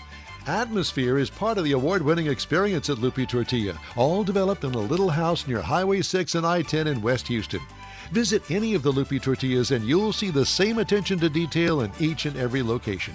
Start your Loopy experience with queso flamiado and guacamole, along with a classic frozen margarita. Dine on famous Loopy beef and chicken fajitas, or pepper shrimp brochette, or a fish or vegetarian entree, and finish with a scrumptious flan for dessert. Find Loopy Tortilla in Houston, College Station, Beaumont, Austin, San Antonio, and Dallas-Fort Worth. There's a Texas location near you. The recipes are authentic and time-tested. The ingredients always fresh. Loopy Tortilla, he's pretty good. Apple or Android, In Wheel Time podcast can be found everywhere, on the stream and through downloads. Whether you're on the road or at home and jonesing for a different kind of car talk show, give In Wheel Time a try. Honest new car reviews, fun, informative interviews with real car people, weekly automotive news, features like Jeff's Car Culture and Mike's Driving Destinations, all on In Wheel Time.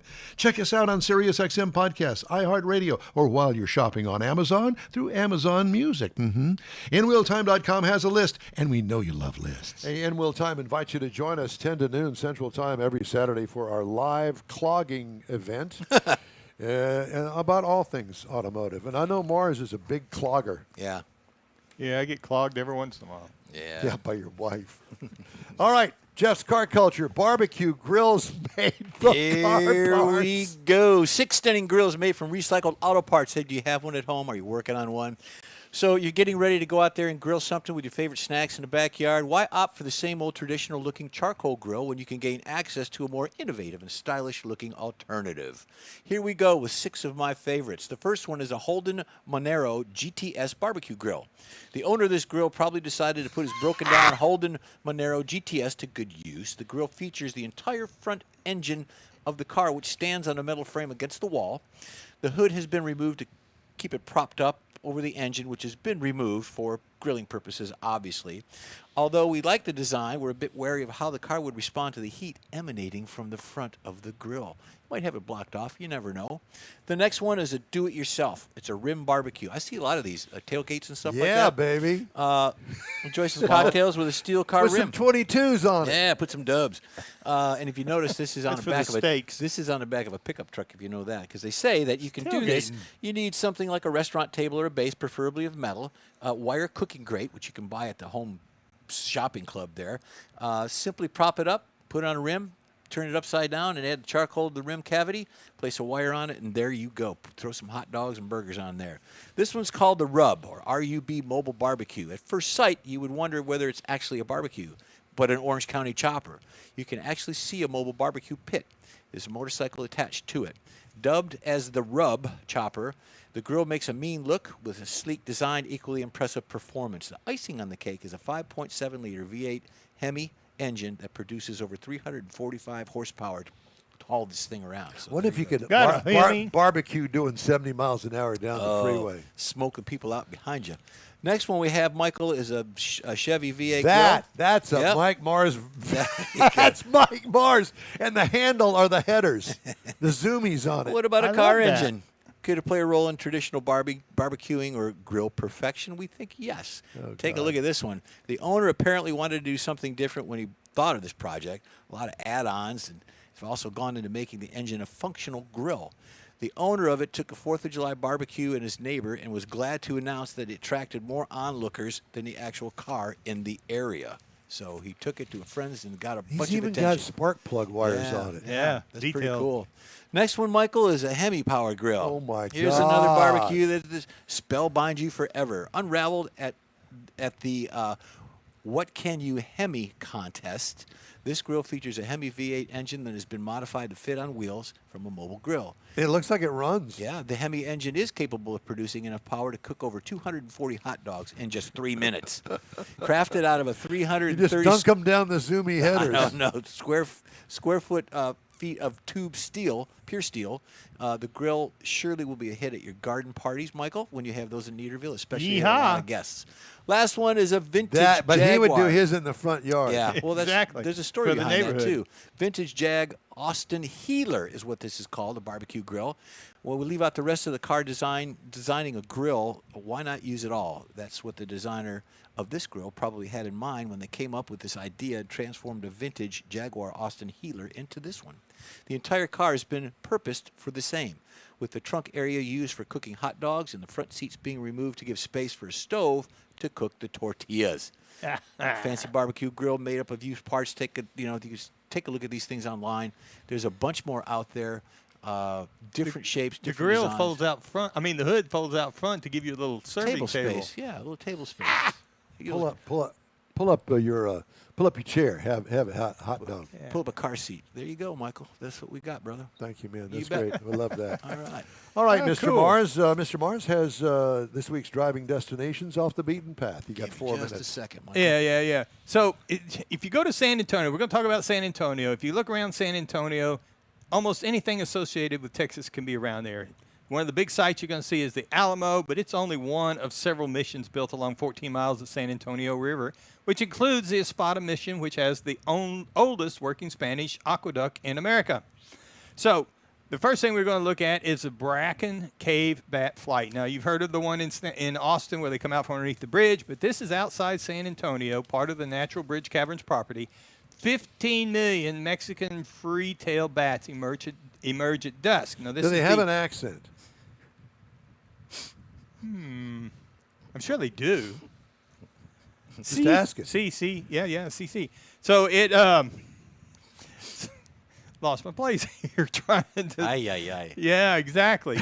It's the largest gathering of the bats, that kind of bats. You can go there. You can get tours and see them come out in the evening. It's truly awesome. They can see it on radar. They can see it from the outer space. They can actually see it up there. It's bigger than the one in Austin. All right. This is still playing. You still trying to find your place there, Mr. Mars? No, yeah, I've kind of found it. The other thing I wanted to talk about while this is finishing up, I cut my intro short. San Antonio is where the final resting place of Sandra West is. Who? I'm glad you asked me that. Sandra West was a lady that had a 1964 Ferrari, her prized possessions. When she died, she was buried in a white elegant nightdress reclining in the front seat of her Ferrari, and they yeah. buried her and the car. And you can go visit that site. Moving right along here, we're going to the hot wells of Beja ruins. Now, this is what you would consider a Texas hot springs. Now, back in the 19th century, a lot of people, celebrities, everybody went here just like they did to Arkansas, except they preferred this, much nicer place. But it burned 2 or 3 times over the course of history, and this is about all that's left. You can visit it and see where all the Is springs there were. water in it, or is it just burn marks down in the No, rocks? just burn marks in the rocks. Yeah. Okay. But it's a historical place that's great for photographers or history buffs. Now we're going to the great place, Barney Smith's Toilet Seat Art Museum. Now, this is one of San Antonio's Whoa. museums. Got over 1,200 toilet I wish seats. I'd have known that was there. I would have gone. Oh, Yeah, man. you know what? The tour is Yeah. pretty crappy. Former plumber Barney Smith, over decades, has put this together.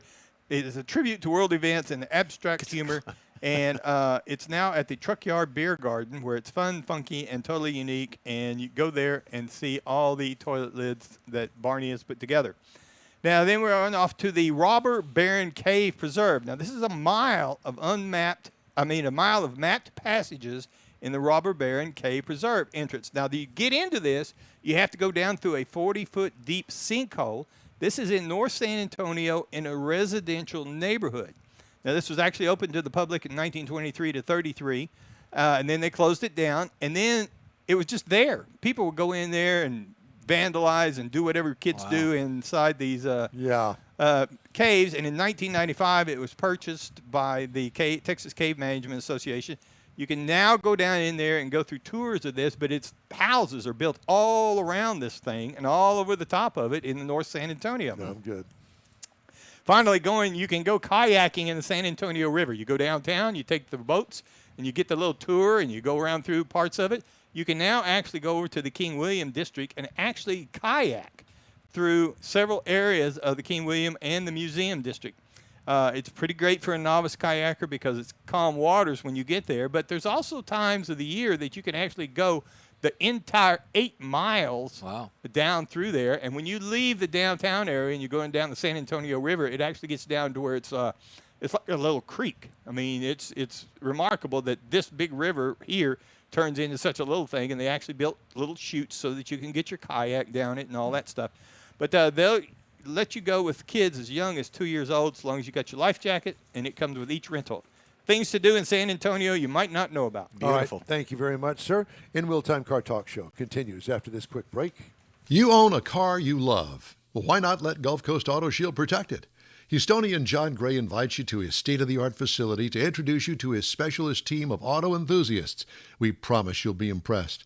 Whether you're looking to massage your original paint to a like-new appearance, apply a ceramic coating, install a paint protection film, nano-ceramic window tint, or new windshield protection called ExoShield, Gulf Coast Auto Shield is where Houston's car people go. Curbed your wheels?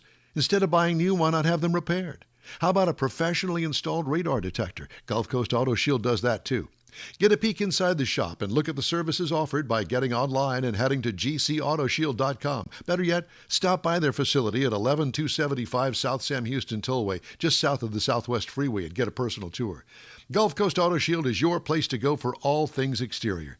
Call them today, 832-930-5655 or gcautoshield.com. The award-winning In Wheel Time Car Talk Show now reaches 5.3 million folks each year. Check us out on InWheelTime.com, the Odyssey Radio app, YouTube, Facebook, and just about every other entertainment source out there, including our live broadcast every Saturday, 10 to noon Central Time. The In Wheel Time Car Talk Show has informative automotive guest interviews, new car reviews, along with popular features including Jeff's Car Culture, the latest new cars, cruise-ins, and racing dates. It's InWheelTime.com. Join us. It's the award-winning In Wheel Time Car Talk Show. Just ahead, our car story of the week. We got recalls to tell you about, and our little radio podcast game called Guess the Sold Car Price. Games that we play. Plus, Jeff will have the cruise in and events calendars, and I'll bring you some of the stories making automotive news headlines this week. Howdy, along with Mike Out of This World Mars down at the end of the dais. Next to me, Jeffrey Zekin. I am Nod Nordsma, and it's good to have you with me. What about, what's his name? David Ainsley? Yeah. Well, you know, he's back from vacation. Yeah. And we do have him under lock and key. Standing by. Yeah, he Standing checked by. in a couple of times this Yeah, morning. he had problems getting through inspection, his passport back into Texas or something, you know, from Michigan. No, I'm just kidding. I was going to say. Yeah. Oh, that would be interesting. Yeah. Okay, so let's talk about our story of the week, shall we? Okay. I get to select the story of the week. And this week, the story is about deaths on the highway. Oh, boy.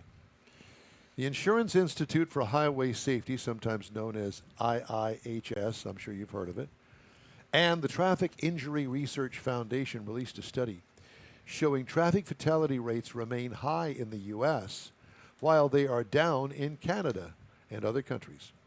Road fatalities in the U.S. increased 33% Wow. to 43,230 folks from 2011 to 2021, the last year for which comparable data was available according to the July 31st report.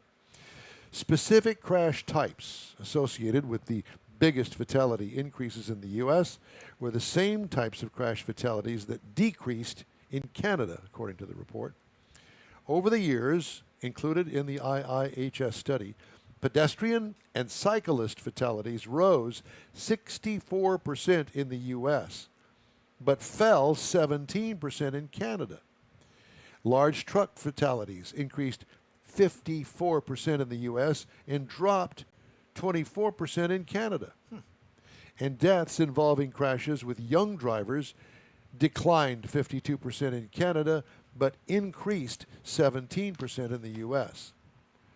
One reason driving the difference is a policy and enforcement gap between the two countries, according to Becca Wiest, a senior research scientist with IIHS and co-author of the report.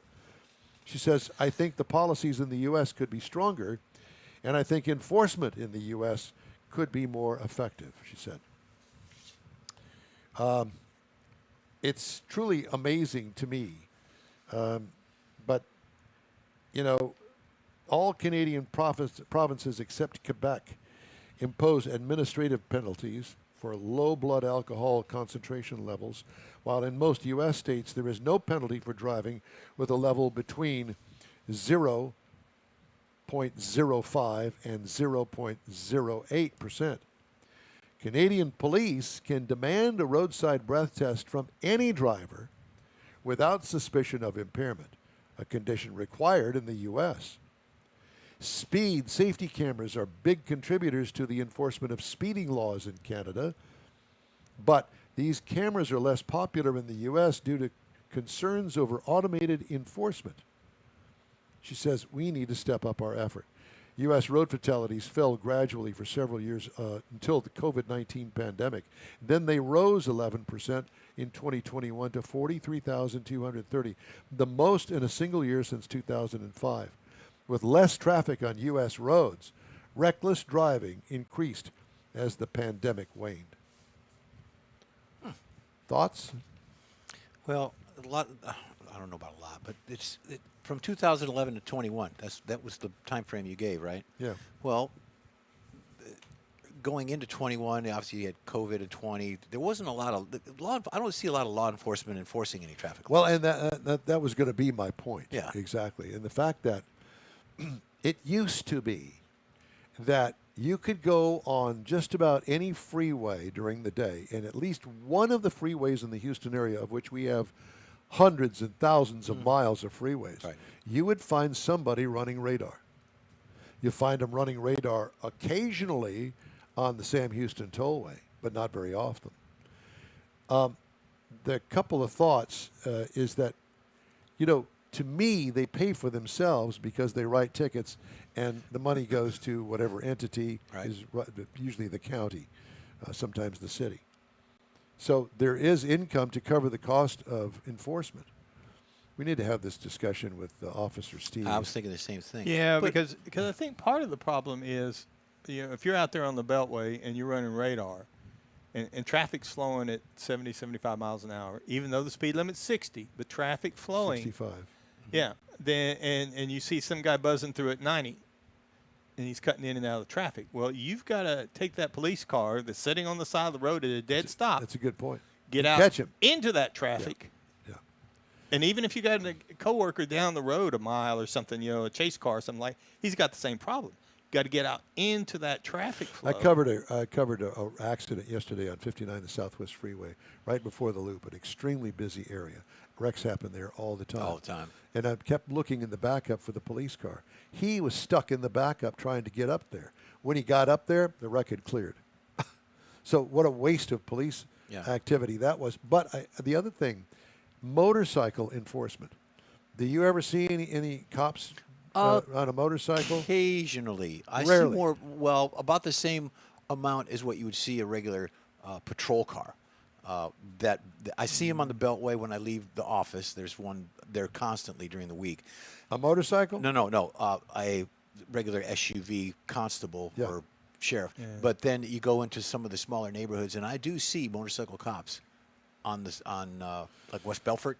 They'll be parked on the side. Last time I saw one in Beaumont area, he gave me a ticket. I don't know where he came from. And I mean, it was legit. I was speeding, but that was the last time I've seen one. Well, my big pet peeve, especially in Houston, is the fact that I never see Houston motorcycle cops unless they're escorting something. Yeah. Heavy equipment or a funeral or something Right, like that. right. So where are they? What do they do during the day? Because I don't see them. In California, the CHIPS motorcycle patrol, dude, they're all over the place. And they're writing tickets left and right, running radar. They're working it. But I don't ever see that with motorcycle cops in Houston. I don't either, but to your point, or your earlier point about the policeman being stuck in the traffic. So if he had been on a motorcycle, He could he'd have have to zip- be careful, but he could have weaved around through the traffic correct. much easier than an SUV can. That's right. Yeah. I don't know if it's I don't know. more I'm sure it's more dangerous than traveling in a car, obviously, but But they chose that. I mean, it's not something that, hey, man, I want you to ride motorcycles this week. No. They own those motorcycles. right. Yeah. And they get special training Yeah. and they get a lot of experience, and I mean, there's a lot that you just can't go get on Well, one it's and something go. to ask about in your neck of the woods, because I don't understand it. I'd love to go before city council or the police commissioner or something and say, where are the motorcycle cops? I think we should. We'll talk to Stephen Woodard about Yeah. see what he knows Well, from a state level. Also, they just announced 4 or 5 days ago that July was Traffic Safety Month. Now, they have to make special announcements to the public that we're going to enforce laws. They also have things, hey, don't go down this street next week because we're going to be watching traffic. Well, yeah, naturally you're not You going know, to it go down used that to street. be. It used to be that They the, tell like you for what they're instance, HPD would actually publish where the speed traps were. Hey, look out for the speed traps over, this intersection, Yeah. this section of roadway, whatever, every day. Then they stopped doing that. And don't you Well, think but, there's a lot of people that are on the road also that shouldn't be on the road. Well, it's true, but to the publishing on where they're going to be, kind of like they did down at the beach this year. They spent weeks saying we're going to crack down. You come out here, we're going to crack heads. We're going to do whatever we got to do. Crackheads. But the people didn't come. So a lot of that I think is we're going to be running radar at this intersection. It's going to cause people to be a little more careful there. Well, yeah, hopefully. if you go into that intersection. Well, or right, that- and I would think that it would be intersections that they know they have a lot of problems with. It's the reason they're focusing they're on school it. zones. Yes. Well, interesting thoughts. Anyway, let's look at some recalls, shall we? And of course, there's always recalls. Oddly enough, I don't have a Ford recall this week. What? Let's go. We're out of here. Yeah, exactly. Instrument panel display failure, Genesis GV90, GV60, 23 to 25 model years. Head restraints may not lock on the 23 to 24 models of the Jeep Grand Cherokee and the Grand Cherokee L. Chrysler Pacifica 2024 to 25, rear view camera image may not display. It's a recall. High voltage battery failure. Ouch, that would hurt. Yeah. BMW i4, i7, iX, 22 to 25 model years. Hyundai Ioniq 5, high voltage battery may catch fire. Run, Forrest. Barbecue. That could be a problem. Yeah, I do see those on the freeway every once in a while. Barbecues? Yeah, car fires. All right, so you boys got your pad and paper out ready? Yep. Yep. Okay, so we're going to do this week's Guess the Sold Car Price. And the first one up is this 2-owner, all stock except for the wheels. 2-owner with 18,603 miles on it. A 1966 Oldsmobile Cutlass. How much do you think that car sold for on the Hemmings sold car? 22,000.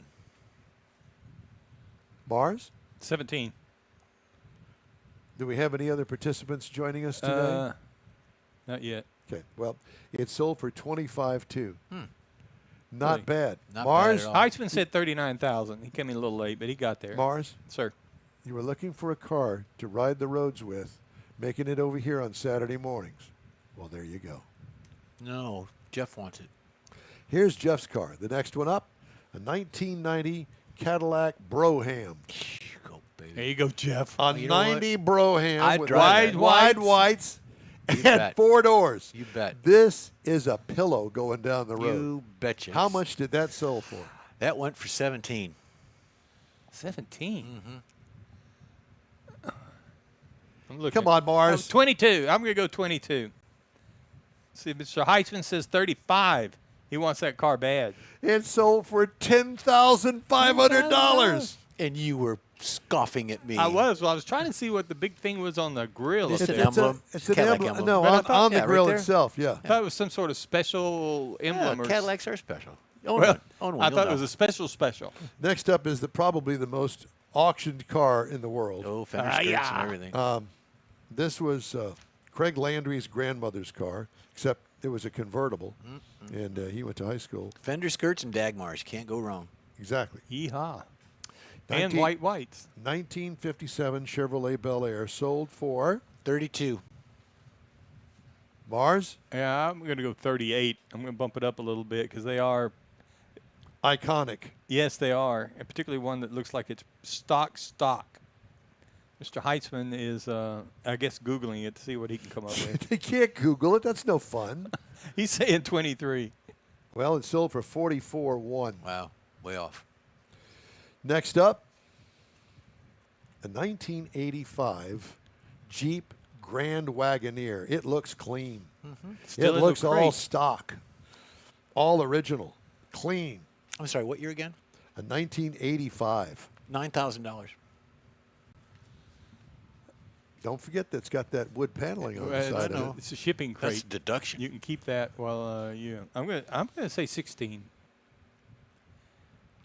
Because of fog lights, right? Is that Yeah, what you had yeah. on there? Heisman says 23. Nope, excuse me, 27. My bad. Well, he's closer than anybody else. It sold for 33.6. What? Come on. That's what they said. That wasn't there, I but need a recount. 33.6. All right, next up. A 2001 BMW Z3. Now, let me just say this. They didn't build them for very long. No. In the car world, they just didn't sell a lot of them. But that's a nice car.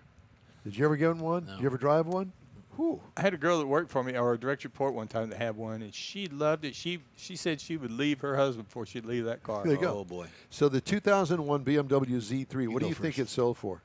Yeah, just because of what it is, I'm going to say 25 for lack of anything. Okay, I'll go 20. Heisman says 45. 27. 17,325. Ow. Yeah. I'm telling you, there's some pretty good prices on some of these things. Now here, if you're trying to save money on gas, this is not the car to get. But if you're just going to go back and forth to the grocery store or church, then this might be it. A 1999 Toyota Land Cruiser. 99 Land Cruiser. 99 Land Cruiser. 14,000. 14. That might be high, though. Mars? Yeah, I'm going to say 12. Okay. Anybody else? No, Heisman's still Googling it. No, he's saying 21. This is Mr. Heitzman's car. Trade whatever he's driving in this week for this. $11,550. Of course, you got to pay that in the fuel tax alone, but whatever. That's a nice Did car. they have a fuel tax on that one? No, Could be a good No. first car for a student, too. it could be, but boy, you would have to go to something local because the gas will kill you. All right, next up, a 19. Uh-oh. Did I mess up? I don't know. Well, that doesn't. Oh, there it is. Sorry. There you go. Okay. You're just trying to preview. Yeah. Okay. This is a Trying to get ahead. 1983 Dodge Ram Charger. Not a very good picture of it, but it's clean. It's got, aftermarket wheels on it. It's got some smiley face fog lights And on it. daylighters. Yeah. So it's a resto mod, if you want to call it that. It's been somebody's truck for a long time. 15. 15. Mars? I was- Are you Googling it over there? No, I was answering a question from somebody on the internet, a new listener. Now, I would say 18, Jeff? 21. He's at 21. $8,700. What? That's why I selected to put that in the review. That's this week. surprising. Okay, now the next one, Jeff, is a 1936 Buick 40. Wow. Yeah, this is what I call a gangster car. Any of the cars from the 30s. It's not a bad Gangster color. car. Nice. I kind of like the color, Yeah. but that would be fine for a weekend thing. Yeah, exactly. See, it's got the cowl induction Yeah. up there. That's because it doesn't have air conditioning. Yeah, it's got the butterfly air right Yeah, there. that's right. And the cowl. So you open up the cowl it's a big push thing. You open it up and it grabs some air right there underneath the front of the windshield Right. It blows it out there. and blows it into 34. 34. Wow. Okay. Yeah. Mars? Now I'm going to say more like 48. I was thinking in the 40s, but I'm going to go 34. Heisman says 33. Okay, well everybody's overbid on this one. Really? This car sold for $8,750. You know what it is? It's because it's got that funky license plate holder on it. That's there. not. really- That's a rag that they put over with a the plate. license plate. You can't fool me.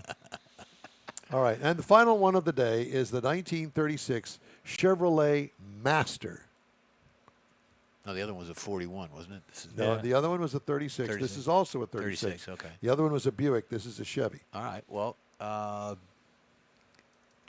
gee whiz. If the other one sold for Well, under the other one's 10, 87.5. Yeah, I'm So going to let's go. not forget that the Buick was a 4-door. This is a 2-door. Yeah, well, Also, still got the cowl air and all that little scoop. I'm gonna go 17. Okay, Mars.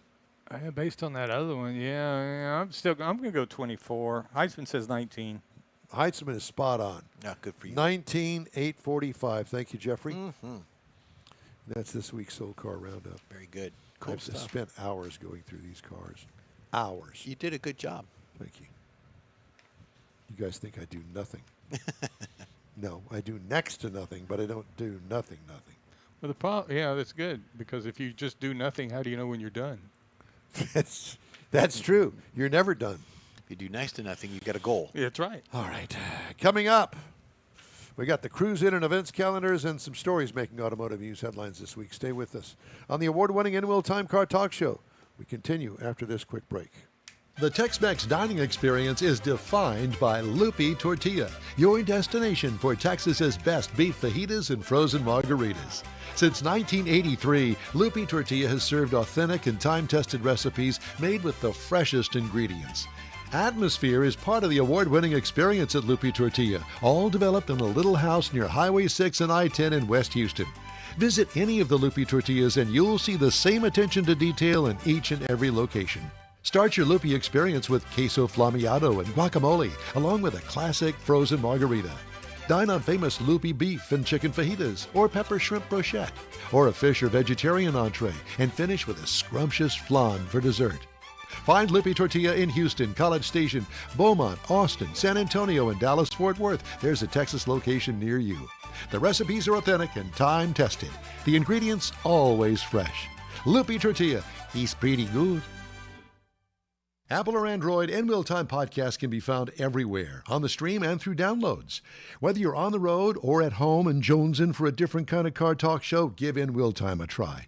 Honest new car reviews, fun, informative interviews with real car people, weekly automotive news, features like Jeff's Car Culture and Mike's Driving Destinations, all on In Wheel Time.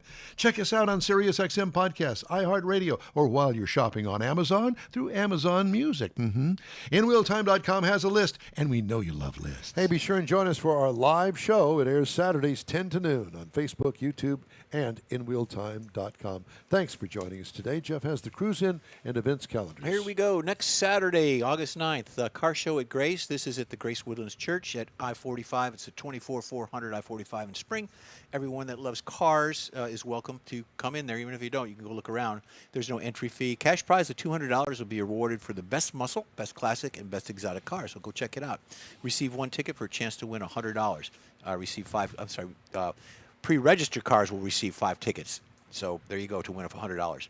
Next one, next Saturday again, is at Juicy's Hamburger Classic Truck and Motorcycle Car Show. This is in Tyler, Texas. So those of you who want to travel on up there or live in the area, there is a $20 entry fee. Over 85 awesome awards, discount off food, and much, much more. That is at 1300 South, Southwest Loop 323 in Tyler. Go on up there, check it out. Then we've got August 10th, which is the Sunday. This is Cars and Coffee hosted by Fearless Performance. It's up in Huntsville. It goes from 8 to 11, so it's a morning deal there. Going to be fairly nice weather, hopefully. Join those folks out there, car enthusiasts. You got Blue Willow Coffee out there serving it up. They welcome classic cruisers, newer sports cars, all kinds of stuff. Go out there, good gathering. Mimosas and Motors, monthly car show at brunch at Finley's. This is August 10th, again, next Sunday, 9 a.m. to noon. It's at 410 West Main in Round Rock, Texas. Good little drive up there. Go get some mimosas at Finley's in Round Rock. So at 10 a.m., breakfast, tacos, burritos, and mimosas. Here's a cool one. At the end of the month, everybody mark your calendars. This is Chick-fil-A. Found this on Facebook. Fast Cars and Freedom is back.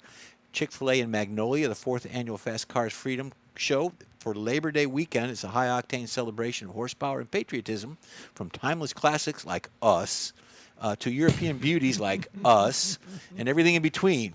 So it's big news. The thing about this is so it's got to be a Saturday because Chick-fil-A's not open on Sunday. So go on out there, check it out. There's more to come if you're on Facebook. Look for it. Well, Chick-fil-A it in Magnolia. It could be. They just show up out there with nothing to eat. Well, that wouldn't be good. You could bring a hamburger bus or something. You could. It could be a food truck in the Chick-fil-A parking lot. They'd check it out. appreciate There's that. a lot of stuff going on. Leave it to me to get us kicked out. There you go. And we haven't even got there yet. Exactly. Ford Motor Company reported a $36 million second quarter net loss on higher recall costs and $800 million in import tariffs, Boy. which the automaker now believes will be a bigger burden this year than it previously projected. You think? I'm not sure, but doesn't it stand to reason that if you have more recalls, it'll cost you more money to spend on recalls? Here, let me think about that. Yes. Oh, yeah. All right. I just thought maybe I was missing something. You're a genius. Adjusted earnings before interest and taxes fell 22% to $2.1 billion. Revenue in the quarter rose 5% to a record $50.2 billion as U.S. sales improved, so you can have it recalled as soon as you get it home. Beyond tariffs, the automaker pinned the second quarter loss largely on special items, including previously disclosed $570 million charge for a recall covering 700,000 utilities with potential fuel leaks. Man. Ford already set a full-year record recall, which is on pace to lead the industry in callbacks for the fourth time in 5 years. You know, they keep saying we're going to get a handle We're on number this. one. When is We're that, number when is one. that going to when is that going to take place? I just don't understand As it. soon as we take care of all the recalls, it'll be fine. That story's a little long. I know. I would do this story, but it's going to go longer than that. But bottom line is, Ohio dealership repossessed the woman's car, discovered a way to get it back, take its name. February 2024, Ms. McCreary went to Taylor Kia of Lima to purchase a vehicle, decided on a 22 Kia K5. Before leaving the dealership, McCreary signed several documents, including a retail buyer's order. Dealership's finance and insurance manager put her electronic signature on an arbitration agreement. Long story short, that what she did was to get back at them after they repossessed her car, is that she went and looked up their name and found out that they didn't renew their name with the county.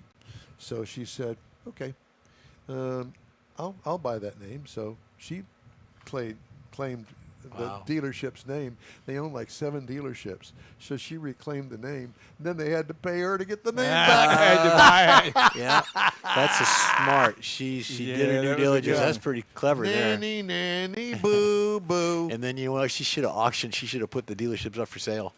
She should have. I don't know if she could have done Well, that. she wouldn't but own the dealership, just the name. All she'd have is the name. the but name. That's all right. She got the name. Yeah. Take that off your building. Please, it's mine Yeah. now. Oh, It's yeah, mine. yeah, I don't want Oh, my, yeah, all of that. Take it And off they your had building. 5 dealerships, locations, and car companies, including a Cadillac dealership. And then when they take it all down and make it look naked, then she's going to sell them back the name. That'd There be you go. cool. I would do that. Hey, we'd love to hear from you. Just shoot us an email. The address just is like the info@inwheeltime.com. We'll be right back. You own a car you love. Well, why not let Gulf Coast Auto Shield protect it? Houstonian John Gray invites you to his state-of-the-art facility to introduce you to his specialist team of auto enthusiasts. We promise you'll be impressed. Whether you're looking to massage your original paint to a like-new appearance, apply a ceramic coating, install a paint protection film, nano-ceramic window tint, or new windshield protection called ExoShield, Gulf Coast Auto Shield is where Houston's car people go. Curbed your wheels? Instead of buying new, why not have them repaired? How about a professionally installed radar detector? Gulf Coast Auto Shield does that too. Get a peek inside the shop and look at the services offered by getting online and heading to gcautoshield.com. Better yet, stop by their facility at 11275 South Sam Houston Tollway, just south of the Southwest Freeway, and get a personal tour. Gulf Coast Auto Shield is your place to go for all things exterior. Call them today, 832-930-5655 or gcautoshield.com. The award-winning In Wheel Time Car Talk Show now reaches 5.3 million folks each year. Check us out on InWheelTime.com, the Odyssey Radio app, YouTube, Facebook, and just about every other entertainment source out there, including our live broadcast every Saturday, 10 to noon Central Time. The In Wheel Time Car Talk Show has informative automotive guest interviews, new car reviews, along with popular features including Jeff's Car Culture, the latest new cars, cruise-ins, and racing dates. It's InWheelTime.com. Join us. Well, guess what? It's time to say bye-bye. Adios. Bye-bye. That's all for this week's In Wheel Time Car Talk Show. Be Ciao. sure and check us out online at inwheeltime.com. We're always looking for new, informative, and mind-bending automotive things to bring to our global audience. If you have an idea, event, or a road trip destination you'd like us to feature, let us know. Our email address is info@inwheeltime.com. Did you know we live stream and have a plethora of podcasts for your good word. audio pleasure? Nice. We do. If you're looking for award-winning car talk, you can find the In Wheel Time Car Talk Show 24/7 on the In Wheel Time app. Headed to Aunt Mary's this summer? Grab a podcast from your favorite podcast provider, including the new SiriusXM podcast channel and the Odyssey radio app. We also video stream our live show every Saturday, 10 to noon on Facebook, YouTube, and InWheelTime.com. The In Wheel Time video technical director is we always need more Jeff Zekin. The booking agent, video editor, people finder, and janitor, Mike Out of This World Mars, and chief engineer David Ainsley. I'm Don Armstrong. Shout out to all of our global fans out there. Thank you for joining us. From all of us at In Wheel Time, have a great week. We'll see you next week.